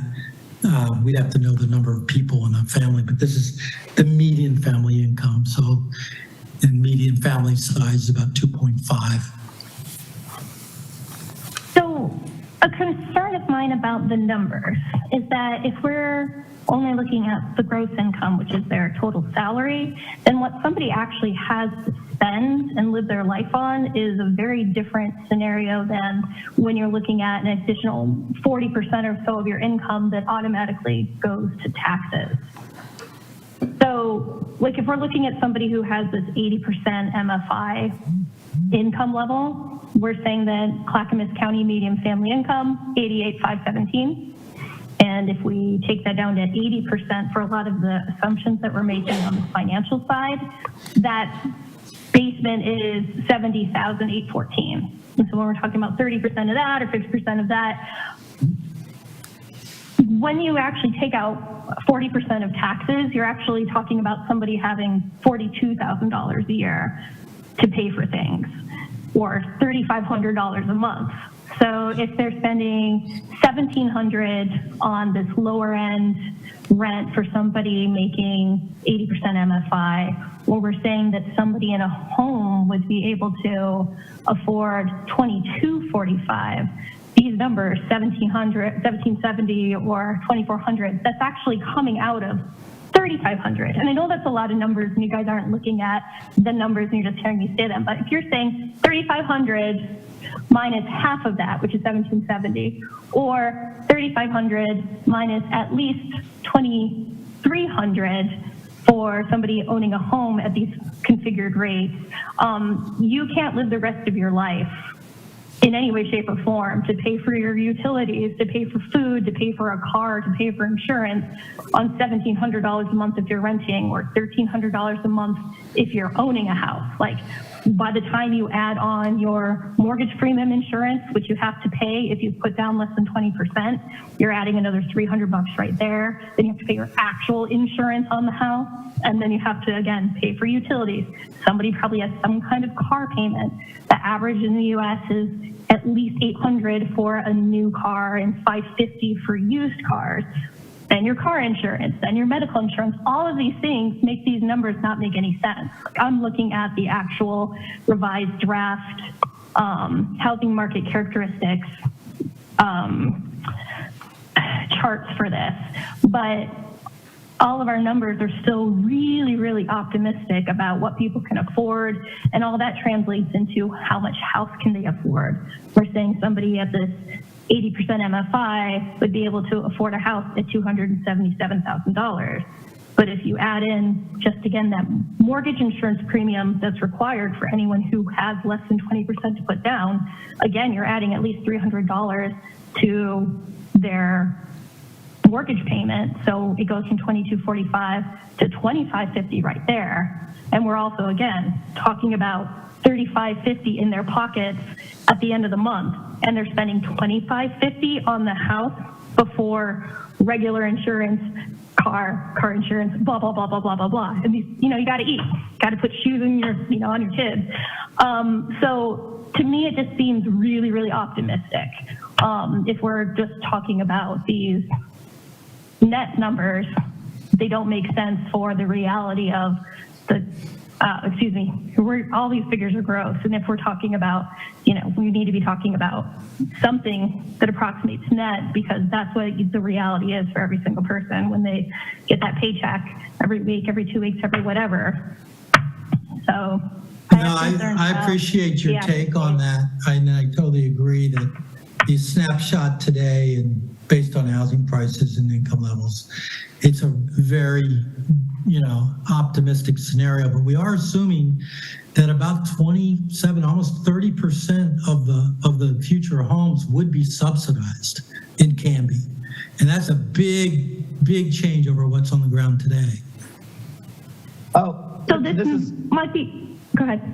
I was just going to say, I agree with Todd, that I agree with you that all of your observations are sound. I just wanted to point out that in specifically regarding the rent burden, the gross rent is something that was defined by the legislature in House Bill 4006. So we are using those definitions to comply with House Bill 4006. That doesn't change the reality. I'm just pointing out for the purposes of our report and complying with House Bill 4006, it's the 30% gross rent and the 50% gross rent that we were looking at. And so gross rent is using the gross income. What is the rent or mortgage rate compared to the gross income?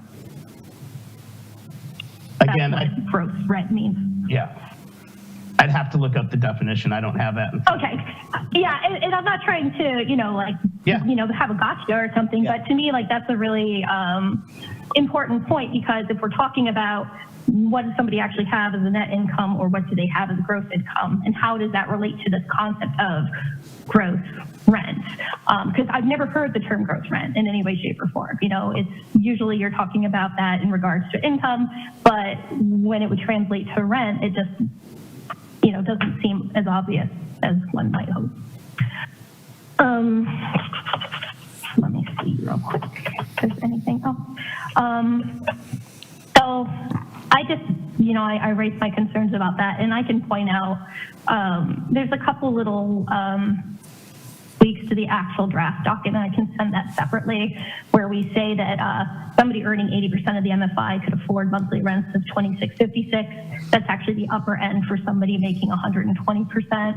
So that's just a little error. But you were saying that a lot of the homes that are being proposed would need to be subsidized. And that makes sense if we're saying people can afford, even people who are making at 120% or more of the MFI, people who are making $106,000 a year or more, still cannot afford even the cheapest houses in Canby. We're looking at the slide of the 2023 average price, and it was $562,000. There's a pretty big gap between, $562,000 and the amount of house that somebody making $100,000 a year can afford. This might be the part that's a different conversation for another time, but I'd really like to understand more about how we go about creating, supporting, encouraging subsidized housing to make that happen, because the reality is, except for this 20% or so of people living in Canby making more than that 120% of MFI, the vast majority of people can't come close to affording that. And for the people who are in the low, very low, and extremely low categories, they don't stand a snowball's chance in buying something without some, major policies or support in place to make that happen. And I would love to see that happen for people, because it would be nice to be able to maintain, a good split of, people and backgrounds and, professions and whatnot, to kind of have it just continue to be the community that it is now. Well, you know, and that these could be some of the conversations of what to do next once we move forward with the housing needs analysis. Communities like Hood River, Bend, Newport, Corvallis, they've all adopted a construction excise tax for affordable housing. You know, so they collect, it's like up to about 1% of the value of construction and put it into a dedicated fund for affordable housing. So they're using that money to tie up a site, work with the developer to deliver deed restricted housing. You know, sometimes the staff will help with procuring tax credits for the project, use our renewal funds as well, waive system development charges. So they're kind of nibbling on the edges, you know, just trying to move just the needle a little bit, but at least they're doing that, you know. So there are things cities can do to be much more proactive in delivering more attainable housing. Okie dokie. The only other thing I had a question about was something where you have housing units in the housing needs forecast as part of the safe harbor part. You were proposing adding housing units that were 24 units for people living in group quarters. And do these units then serve multiple people? Because the housing units, you know, are just one unit, but could you just share a little bit more about what the group quarter housing units are? Yeah, you know, there's people in group quarters tend to be in kind of shared living arrangements. A lot of time, if you had a community college, it could include that. You know, dormitory space, but you don't. It's more, you know, special needs populations and that type of thing. So it does assume about 1.5 people per bedroom in our calculations. But it feels like a real conservative number to me. I think it could be a lot higher than what we projected, but the safe harbor number is to use the current mix of group housing as a percentage of population, which is what Gotcha. we did at this stage. Commissioner Driscoll, just a couple observations. In the Planning Commission hearing that will be coming forth, we're targeting February 26th. These comments as a recommendation body to the council on the housing production strategy piece, because the housing needs analysis and housing production strategy will be coming forth as one essentially item. It's two reports, but there's a lot of discussion that probably has not happened that probably the council needs to consider. The other thing to consider is a housing production strategy goals that are added over an 8-year period. They're measurable over an 8-year period. The ones we've chosen for housing efficiency are, I think, more low-hanging fruit and I believe easier to achieve, although I know there's some work to be done on those. There's many elements to the complete picture. Small cities have challenges with these because of funding on dealing with these. We don't have a housing authority. And I think some of this discussion, though, is fruitful to talk about everything from what Todd talked about, deed restrictions to tax abatement for rent control to SDC reductions. And that will all be part of some lively conversation with the Planning Commission and the council on those items. And so this could be an additive thing as well. So just because it's not on the housing production strategy, let's say it gets adopted without those elements in it, does not mean that the council and the Planning Commission cannot come back and make recommendations and adjustments to other things and add other things on them. It's kind of overwhelming, to be honest with you, to deal with this issue globally, and I think we have to kind of do it in bite-sized pieces because I don't think that all these items can be done at once, but I think they are all important. Sure. And I recognize too that, the main focus is showing that we are meeting the street requirements to go through the process. And that is the number one priority at this juncture, not that any of the other things aren't important. So I would say just the concerns about the affordability and the cost of things and how that ties into our housing mix might be the only pertinent thing to be concerned about between this and the February meeting for further discussion. It's just, I'd appreciate if we just kind of look at that a little bit closer so that when we're talking about the numbers, we're kind of apples to apples of what do people have in their pocket and what is the output, so that we're being realistic. Because right now we're being very, very optimistic, even still. I appreciate all the updates. It looks a lot better, but still. And it is really hard to get it exact in terms of, we are using the formula from the state. I think the reality is there's a huge need. We're trying to make a dent into that huge need is kind of how I see it. And it may not happen all at once, but I think that those discussions, I believe that there will be discussions beyond housing needs and housing production strategy that deal with housing in general that the council will be dealing with in 2024. Outside of anything we've been discussing tonight, there's other elements that are out there that will come forth to council, and those haven't really happened. And maybe that requires another subcommittee to look at those issues, further beyond the ones we've identified near term, which are already complex enough by themselves. Don, if I may, and Commissioner Driscoll, I think it's important to also note that I think the state has recognized some of the same things you're talking about, Commissioner Driscoll, and the state is currently going through rulemaking to develop new rules around doing these housing reports.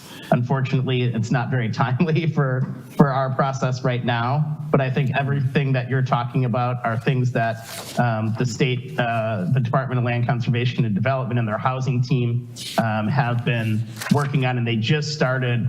There's the rulemaking advisory committee, and there's going to be several technical committees that are looking at exactly these issues, so that I think basically they hadn't revamped how these reports are done in a very long time. And so I think we're all looking forward to seeing what comes out of that process, I believe by the end of 2024.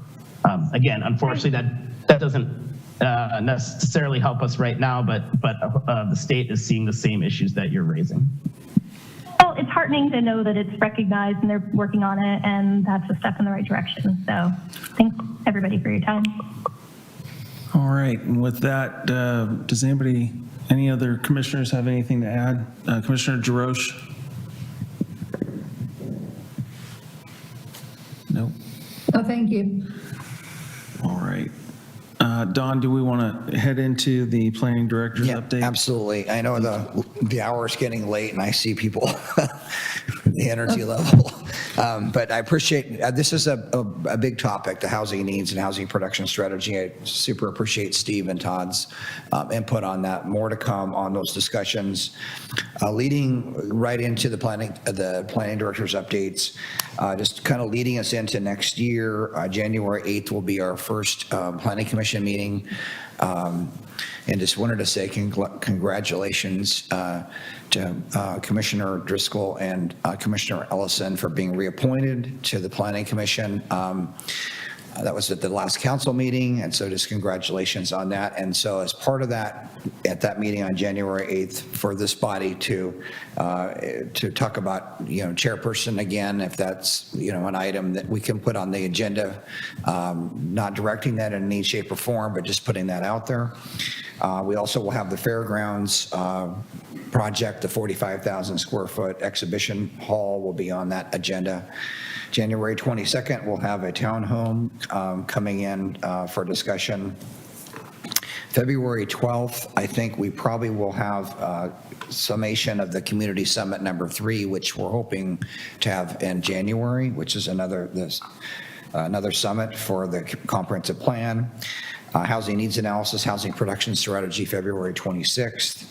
Then housing efficiency measures, again, to reassess that based on comments from Planning Commission on March 11th. There's a number of components to that. We want to do a thorough job of coming back and addressing all those issues. One recognition just on that point is we need to do a better job of explaining things. I think we gave a ton of information at that last work session, and it was a little much, I think, perhaps for the digestive purposes. So I think we're going to start out with the comments we've received from you all. What are the items that are within the city's control on this, and focusing on the objectives of really trying to develop the cottage development cluster ordinance and the planned unit development ordinance in particular are the ones I think are most important. Going beyond that, March 25th, we'll be talking about historic preservation plan for an ordinance for that, adoption of that into our ordinance. And probably on March 25th, we'll be back to work session on fencing. So lot going on. If there are other topics you'd like to cover, that covers the beginning of it. We have several other hearings that will be woven into that, probably January through April timeframe. Several industrial projects will likely be in play as well. So, and maybe some land divisions as well. So those are coming back. I did want to take a moment and say this is our last Planning Commission meeting for the year. I've really enjoyed working with you. I wish you all very happy holidays and great new year. But we're not going to be here on December 25th, which would be our normal Planning Commission meeting. So just wanted to take that moment and say there's a lot to do next year. We will, if there's a need to work session things more, we will do so. I want this to be something, there's a lot coming at you. I want this to be something that's understandable and something that you all are, there's layers here to this, and I think part of it is just kind of understanding those layers. So whatever that is, I'm happy to provide that to you all. So that was it. Awesome. Thank you. Happy New Year. I won't see you all. I don't think, does anybody else have anything before we call it or entertain a motion? No. I have one question, so I agree with all the comments. Thank you. It's been great working with everyone. And I appreciate that we're starting the new year with a full contingent. It's always so nice when people re-up, and very appreciated. I asked at the last meeting, this came up last year, as folks on committees or commissions, as their roles expire, we had a big conversation about this last year. The city asked for people to reapply, which happened. But in concert with that, the city agreed that they would advertise those positions as open. And Chair Padden and we had a big discussion about it. There were some of us others last year. So has the city backpedaled on that? Because they did not advertise these roles as being open. So what's happened with that? Commissioner Jarosh, this was really the city administrator and the mayor that they were directing this process, and that's really the extent of what I can say on that. They're aware of the history of what was, I think, done previously, and that was, their directive. So, well, has their directive changed or what? I can't really speak to that. I just, Well, I asked about that last meeting. Yeah. So I was hoping to get a response. Yeah, I'm sorry, but I can't say anything further on that. Yeah. Well, who do I ask? It'd be probably the Jason Padden? Well, no, you could ask, Eileen, our city administrator. Yeah. Well, I don't get that. So last year we were directed to do something specific as a group, as a commission, and this year, are the rules different? I mean, we should have some communication about that. Yeah. I'm not really in the loop on this other than that was the direction it went. Well, who should be in the loop? Well, it would be the administrator and the mayor, the two that are involved with this. Right, but who's supposed to ask them? They communicated that to our commission. Yeah, it's about all I can say on it. I don't have anything else to share. I just don't. How do I get an answer? I would be happy to forward your comments on to our administrator, and she could, respond back. All right. Okay. Any other questions or comments?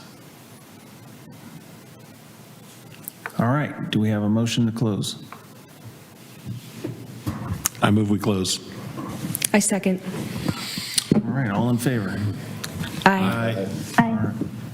All right, that will close our Planning Commission session.